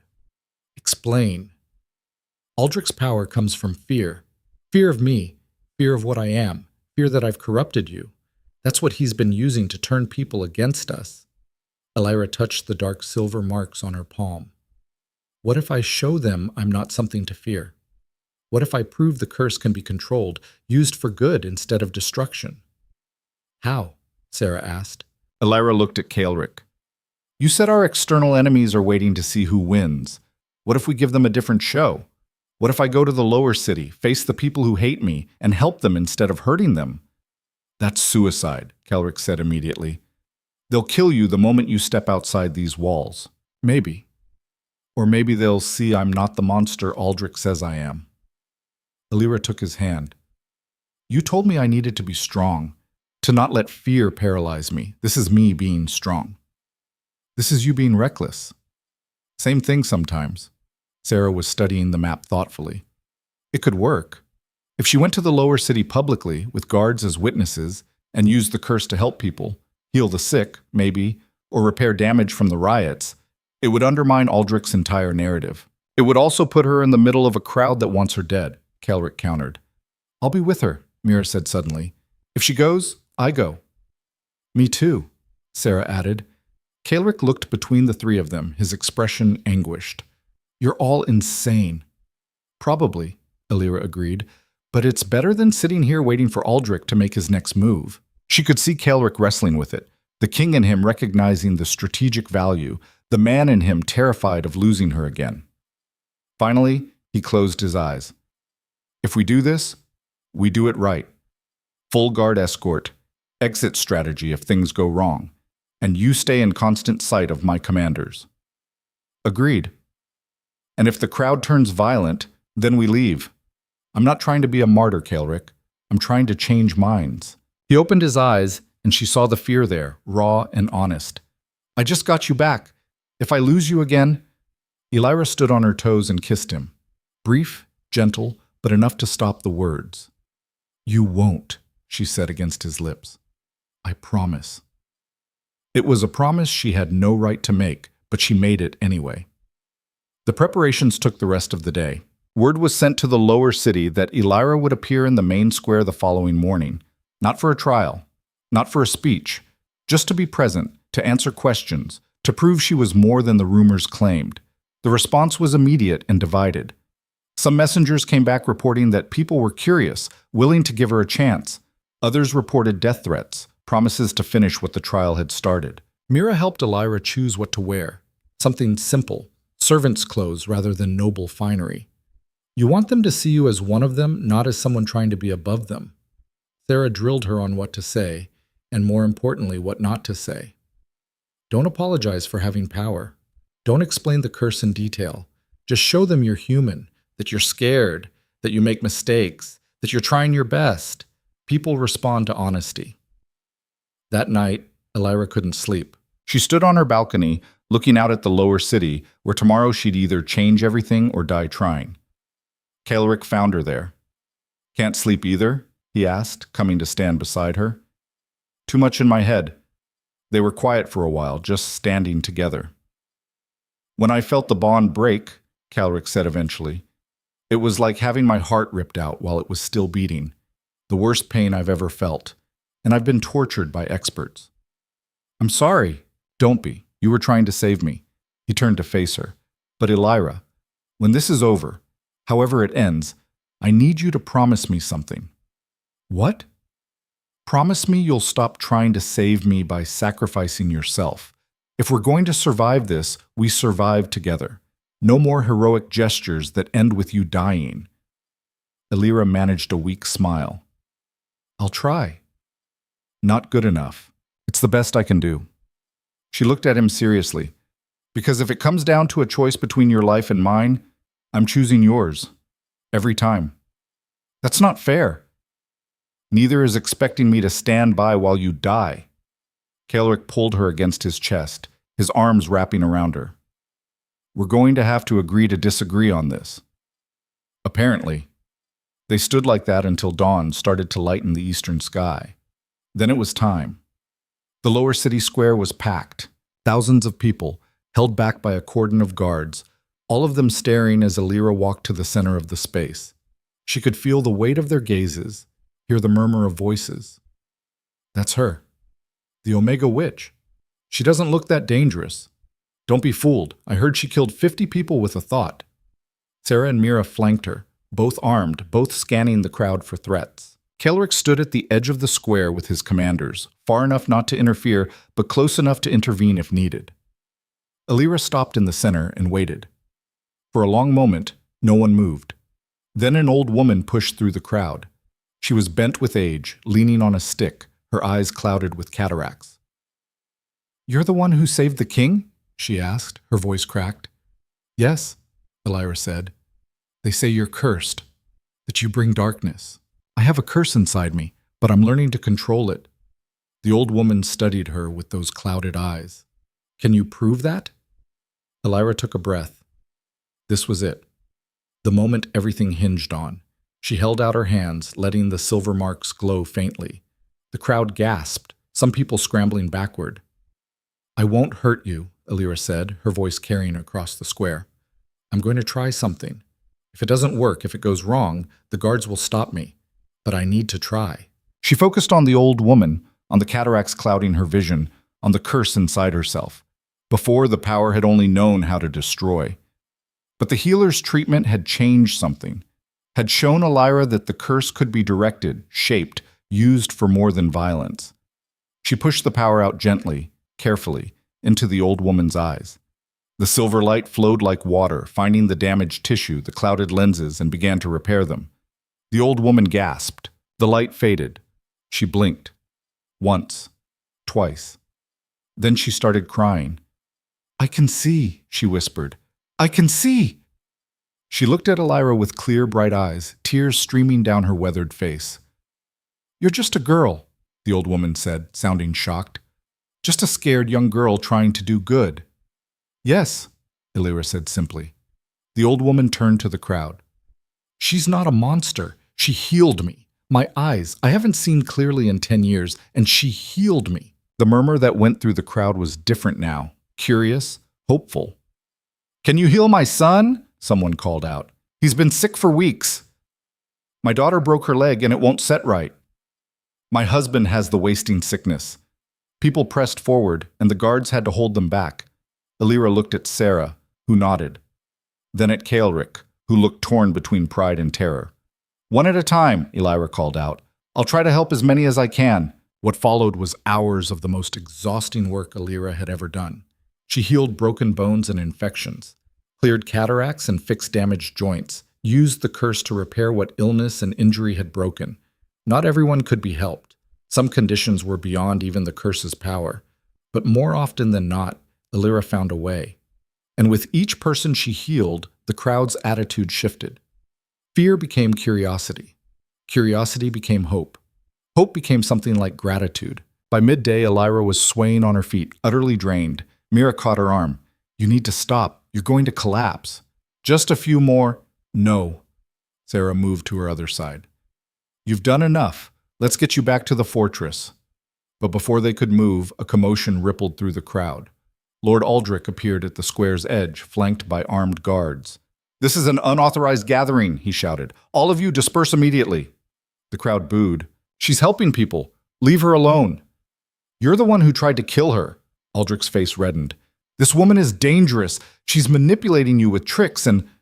I watched her heal my mother, a young man shouted. That's not a trick. She fixed my daughter's leg. She gave me back my sight. The crowd was turning hostile, but not toward Illyra, toward Aldrich. He seemed to realize it too. His hand went to his sword.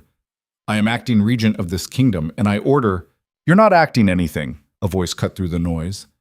Caelric strode into the square, his presence commanding immediate attention. I am king of Thornhaven. I am not dead, not deposed, and not unfit to rule. He looked at Aldrich with cold fury. You staged a coup based on lies. You manipulated a trial. You tried to execute an innocent woman to seize power.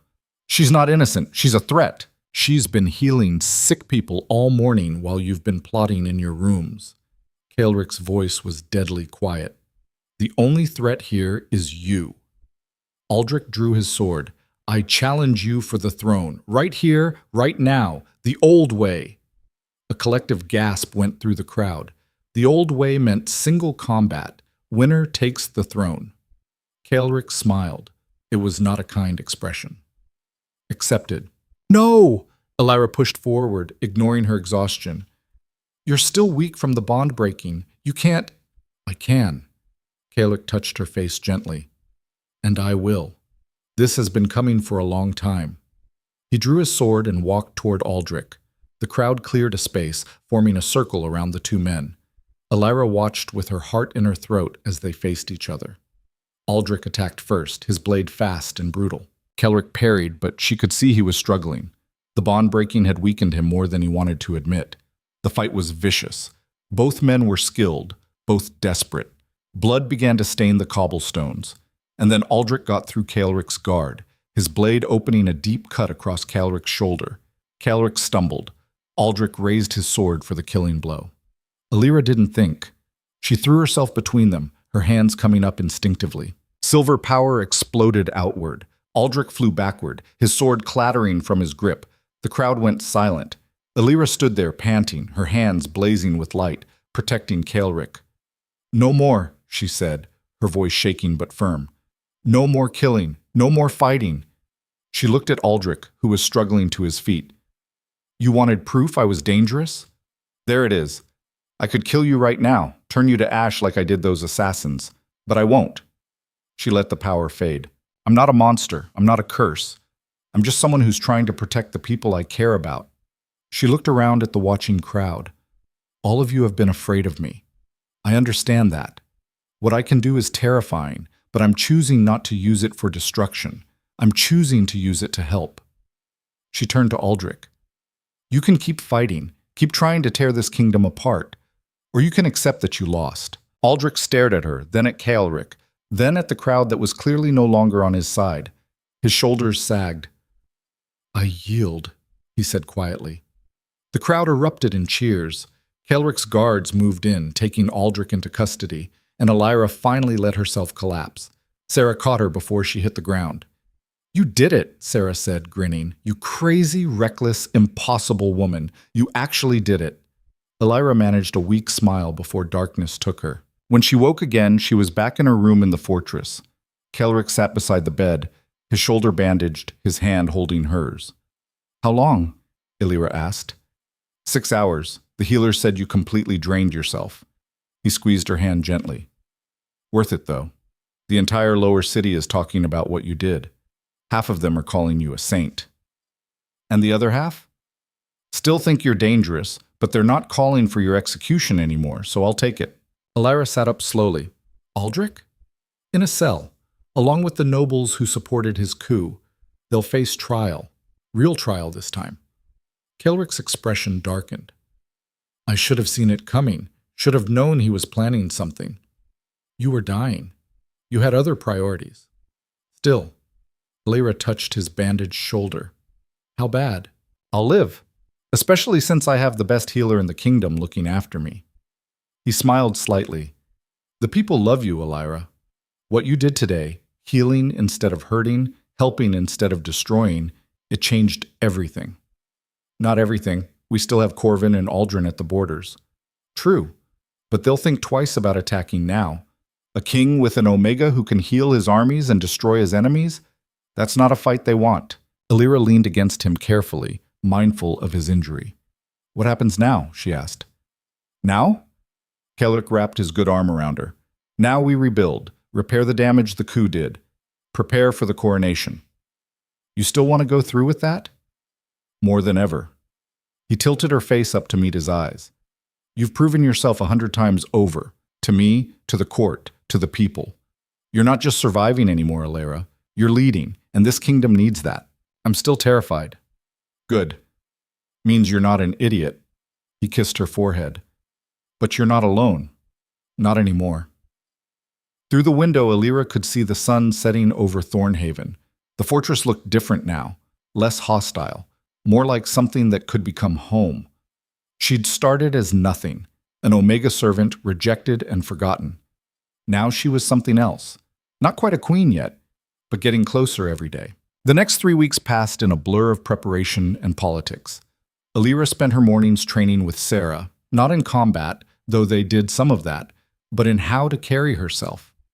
How to walk into a room and command attention. How to speak with authority even when her voice shook.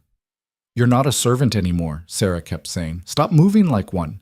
Afternoons were spent with tutors who taught her things she'd never imagined needing to know. The history of Thornhaven's noble houses, trade agreements and tax structures, which fork to use at formal dinners, and how to address visiting dignitaries. It was exhausting and overwhelming, and sometimes Elira wanted to scream that she wasn't built for this, that they were trying to turn her into something she could never be. But then she'd remember the old woman in the square, crying because she could see again. She'd remember the people she'd healed, the lives she'd changed, and she'd keep going. Evenings belonged to Kaelric. They'd eat together in his private chambers, away from the politics and expectations.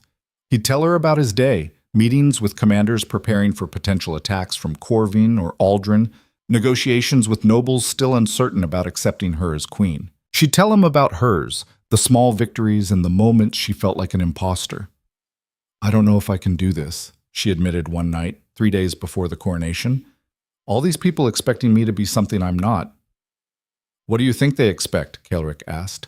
"Someone strong, confident, royal. You are strong. You survived things that would have broken most people." He took her hand. "As for royal, that's just a word. It doesn't mean anything on its own. You make it mean something by how you act." "Easy for you to say. You were born to this." "I was born to violence and warfare. I learned to be a king because I had to." His thumb traced the silver marks on her palm. "You'll learn too, and you won't be alone." The night before the coronation, Elira couldn't sleep. She stood on her balcony, wrapped in a thick robe against the cold, staring at the stars and trying to quiet her racing mind. Mira found her there. I knew you'd be awake, Mira said, coming to stand beside her. She looked different than she had a month ago, less frightened, more sure of herself. The fortress had changed her too. Couldn't shut my brain off, Illyra admitted. Are you scared? Terrified. They were quiet for a moment. My mother wrote again, Mira said. She's doing so well. The healers say she might actually recover completely. Her voice caught. Because of you. Because you went into that labyrinth. You went too. For selfish reasons. I wanted to save her, yes, but I also wanted gold and freedom and… Mira stopped. You went because I was going to die otherwise. That's different. Is it? Yes. Mira looked at her seriously. You've spent your whole life being told you're weak, you're nothing, you don't matter. And instead of believing it, instead of becoming bitter or cruel, you just kept being kind, kept helping people. That's not weakness, Illyra. That's the strongest thing I've ever seen. Illyra felt tears prick her eyes. I don't feel strong. Strong people never do. That's how you know it's real. Mira hugged her. You're going to be an amazing queen, even if you don't believe it yet. The coronation was set for noon. Illyra woke to a team of servants helping her into the most elaborate dress she'd ever seen. Deep midnight blue silk with silver embroidery that matched the marks on her skin. It was heavy, restrictive, beautiful in a way that made her feel like she was playing dress-up in someone else's life. They arranged her hair, pinned a circlet of silver in place, painted her face with cosmetics she'd never worn before. When they finally let her look in the mirror, Illyra barely recognized herself. You look perfect, one of the servants breathed. Illyra didn't feel perfect. She felt like she was about to throw up. Sarah appeared in the doorway, dressed in formal armor as Illyra's sworn guard. She took one look at Illyra's face and dismissed the servants. Once they were alone, Sarah said, Breathe. I can't do this. Yes, you can. What if I mess up? What if I say the wrong thing or trip on these ridiculous skirts or… Then you'll recover and keep going. Sarah gripped her shoulders. Listen to me. Everyone out there is expecting you to fail. They're waiting for proof that an Omega can't be queen. So don't give them that satisfaction. Walk in there like you own the place. Like you were born for this. I wasn't born for this. No. You survived for this. That's better. There was a knock at the door. Calric's voice called through. It's time. Illyra took one last shaky breath, then nodded to Sarah. The walk to the Great Hall felt endless. Every corridor was lined with people, nobles, servants, guards, all of them staring. Some faces were friendly, many weren't. Illyra kept her chin up, her expression calm, even as her heart tried to beat out of her chest. The Great Hall had been transformed. Banners hung from every wall, flowers filled every corner, and chairs, hundreds of them, packed with everyone who mattered in Thornhaven and several neighboring kingdoms. At the far end, on a raised platform, waited Calric. He wore black and silver, a crown on his head, looking every inch the powerful king who'd built this nation through blood and will. When he saw Illyra, something shifted in his expression. Pride, maybe. Or love. The crowd fell silent as she walked down the center aisle. She could hear whispers. That's her? She doesn't look like much. I heard she killed 50 people with dark magic. I heard she healed 100 with light. Illyra blocked it all out, focused on putting one foot in front of the other, on reaching the platform without falling. When she finally stood before Calric, he took her hands. You ready? He murmured, quiet enough that only she could hear. No. Good. Neither was I at my coronation. He smiled slightly. We'll be terrified together. The high priest stepped forward, an ancient man with a beard down to his waist and eyes that had seen too many rulers rise and fall. We are gathered, he intoned, his voice carrying through the hall, to witness the coronation of Queen Illyra of Thornhaven. He went through the traditional words, speaking of duty and service and the weight of the crown. Illyra barely heard any of it. Then the priest turned to address the crowd. Is there any here who would challenge this coronation? Who would speak against this woman taking the throne? Illyra's breath caught. This was the moment. If anyone was going to object, it would be now. For a long, terrible moment, silence. Then a voice rang out. I challenge! The crowd erupted in gasps and murmurs. Illyra turned to see who had spoken. Lord Varick, one of the nobles who'd supported Aldrich's coup. He stood, his face set in grim determination. "On what grounds?" the priest demanded. "On the grounds that this woman is Omega. By law and tradition, Omegas cannot hold positions of power. They are meant to serve, not to rule." Varric's voice was cold. "To allow her to be crowned violates everything this kingdom was built on." Kelric's hand went to his sword. "Careful, Varric. I speak only truth, your majesty. The law is clear." "Then the law is wrong," Kelric said. "You cannot simply change centuries of tradition because of personal attachment to, I can change whatever I want. I'm the king." "A king who has lost his way." Varric looked around at the crowd, playing to them. "This Omega has bewitched him, made him weak. If we allow this coronation, we might as well declare the kingdom dead." More murmurs. Some supportive of Varric, some angry. Alira felt the familiar fear trying to claw its way up her throat. Then she thought of the old woman in the square, of Mira carrying her broken body from the trial hall, of Sarah teaching her to stand tall. She stepped forward. "You're right," she said, her voice cutting through the noise. Everyone stared at her.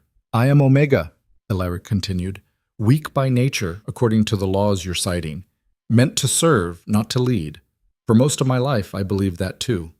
She met Varric's eyes. "My own pack rejected me, threw me away like garbage because I wasn't strong enough to be worth keeping, and I accepted it, made myself invisible, convinced myself that being nothing was all I deserved." She turned to address the full crowd now. "But then I walked into a labyrinth that killed warriors and champions.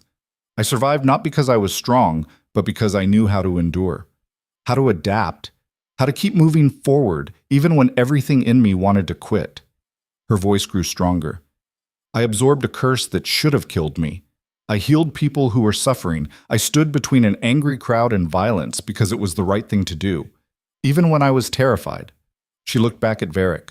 "So you tell me, is that weakness? Is endurance weakness? Is choosing compassion over cruelty, healing over hurting, helping over destroying, is that what weakness looks like?" Varric's jaw tightened. "You're an anomaly. One Omega who got lucky doesn't change what Omegas are." "Then let me be the first of many." Alira's hands were shaking, but she didn't hide it. "Let me prove that strength isn't just about dominance and violence, that leadership isn't about being the biggest or the loudest or the most feared. Let me show that someone who knows what it's like to be powerless can rule with wisdom and mercy." She turned back to the crowd. "I'm not asking you to love me.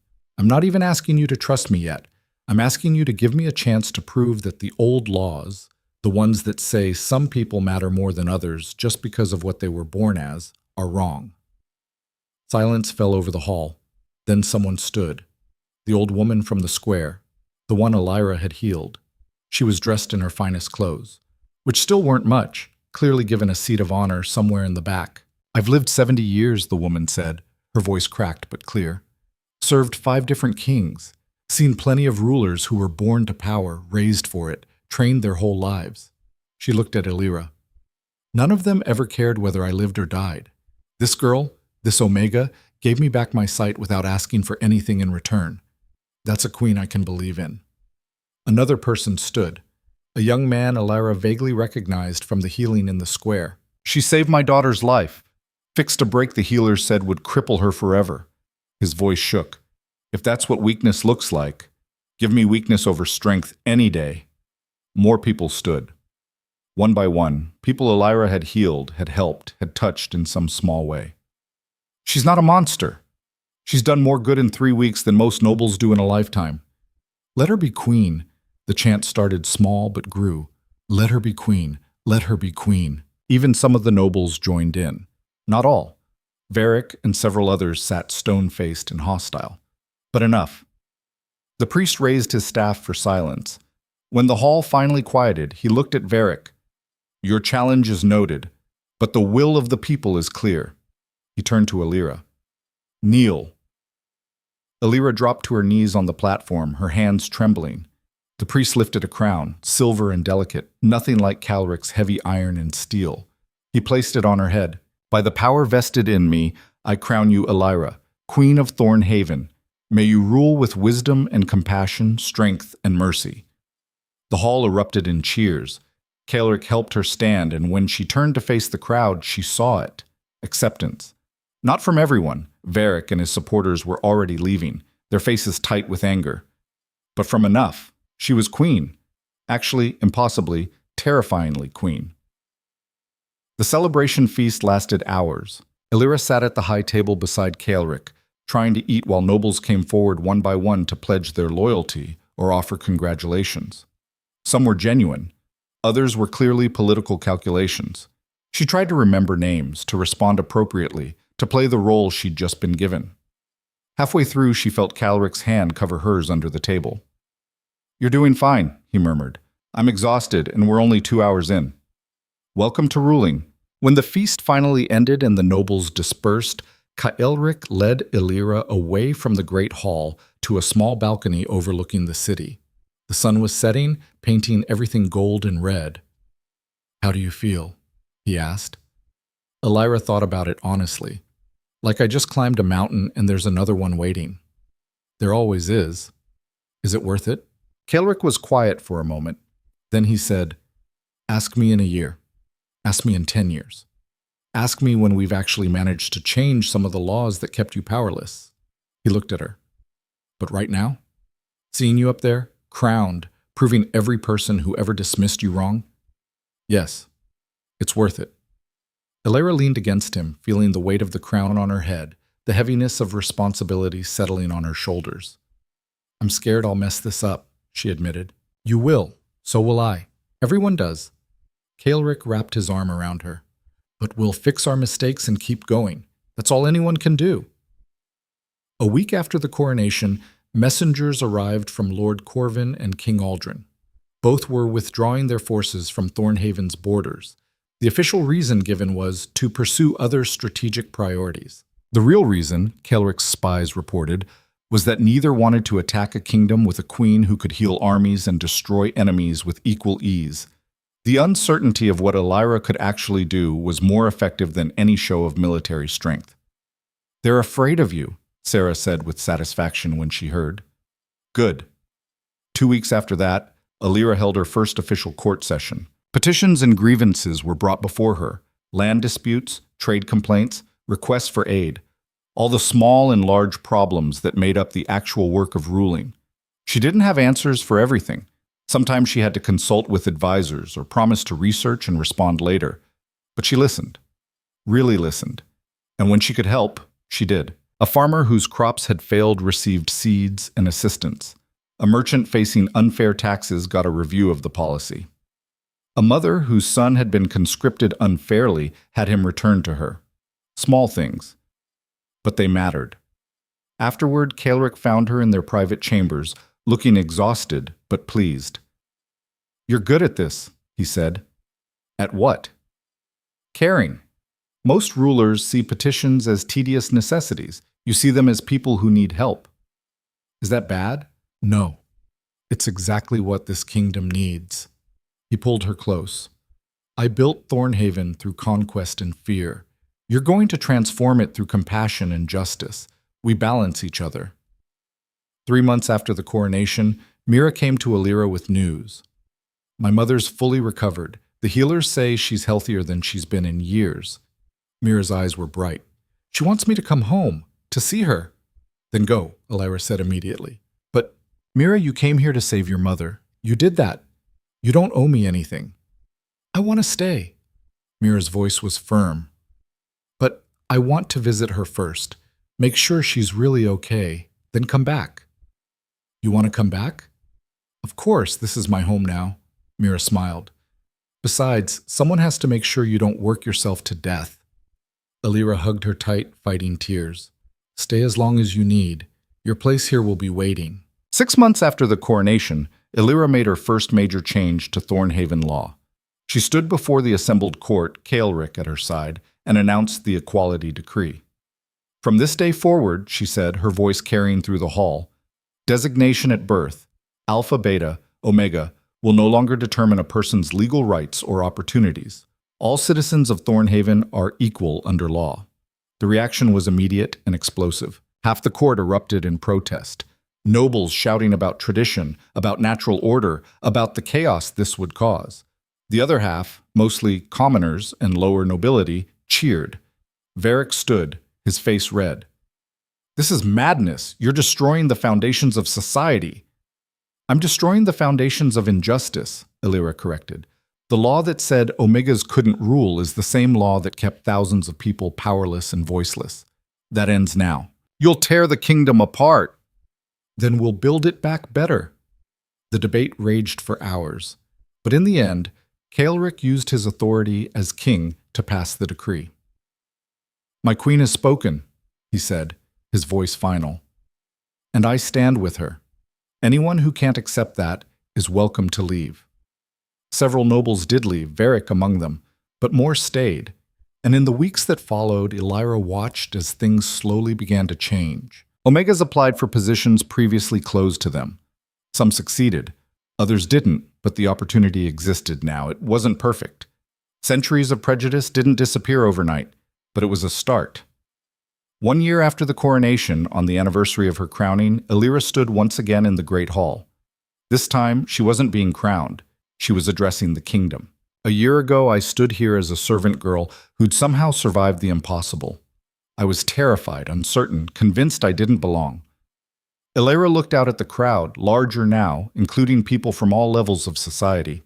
"I'm still terrified sometimes, still uncertain, but I've learned something important this year." She paused, choosing her words carefully. "Power isn't about being the strongest or the loudest. It's not about dominating others or forcing them to submit. Real power is the ability to endure, to adapt, to lift others up instead of pushing them down." She touched the crown on her head. "I was rejected by my birth pack, thrown away like I was worthless. And for years I believed them, made myself small and invisible because I thought that was all I deserved." Her voice grew stronger. "But surviving rejection taught me empathy. Being powerless taught me to value mercy. Enduring pain taught me the strength of compassion." She looked directly at the people who'd supported her and those who still doubted. "I'm not a perfect queen. I make mistakes. I don't have all the answers. But I promise you this. I will never forget what it feels like to be overlooked, dismissed, treated as less than human, and I will spend every day of my reign making sure no one else has to feel that way." The hall was silent for a long moment. Then the old woman from the square stood and began to clap. Others joined her. One by one, then in waves, until the entire hall was applauding. Not everyone. Some faces remained cold and hostile, but enough, more than enough. That night, Illyra stood on the balcony of the royal chambers with Caelric, looking out at Thornhaven. The city lights twinkled below like stars. In the distance, she could see the blackwood forest where the labyrinth waited, dark and ancient. "Do you ever regret it?" Caelric asked. "Walking into that labyrinth? Everything that came after?" Illyra thought about it, about the pain and fear and near-death experiences, about the hatred and the attempts on her life and the constant pressure. But she also thought about the people she'd helped, the laws she'd changed, the kingdom she was slowly transforming into something better.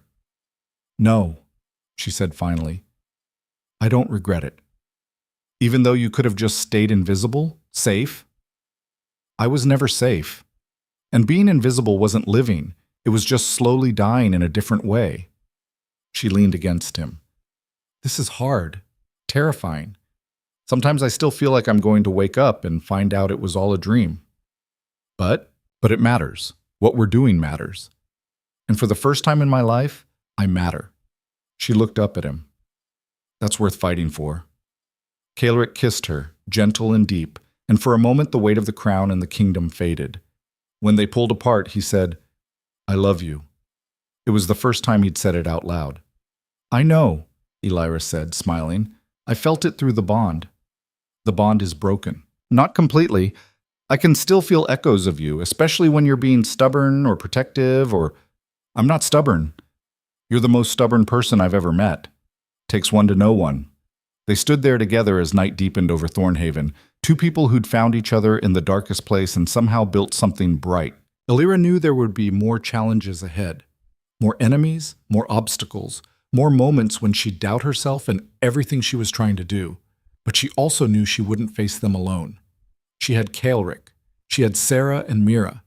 She had the people who believed in her and the ones she was still trying to win over. Most importantly, She had herself. Not the broken, invisible girl who'd entered that labyrinth hoping only to save someone else, but the woman who'd walked out, who'd absorbed darkness and transformed it into light, who'd taken power meant to destroy and bent it toward healing. The Omega who'd become a queen, not by being the strongest or the fiercest or the most ruthless, but by being herself, by enduring, by choosing compassion when the world expected cruelty, by proving that the things the world called weakness, empathy, kindness, the refusal to give up, were actually the greatest strengths of all. As stars filled the sky above Thornhaven, Alira made a silent promise. She would keep fighting, keep changing things, keep proving that power could be used to lift people up instead of crushing them down. She would be the queen her younger self had needed to see. The proof that rejection wasn't the end, that being different wasn't wrong, that survival could become triumph. It wouldn't be easy, but the best things never were. And Alira had learned long ago that she was stronger than anyone, including herself, had ever imagined. The labyrinth had tested her. The kingdom had challenged her, and she had risen, not in spite of what she was, but because of it. The Omega who refused to be forgotten, the servant who became a queen, the girl who took a curse and turned it into a crown. And that was just the beginning.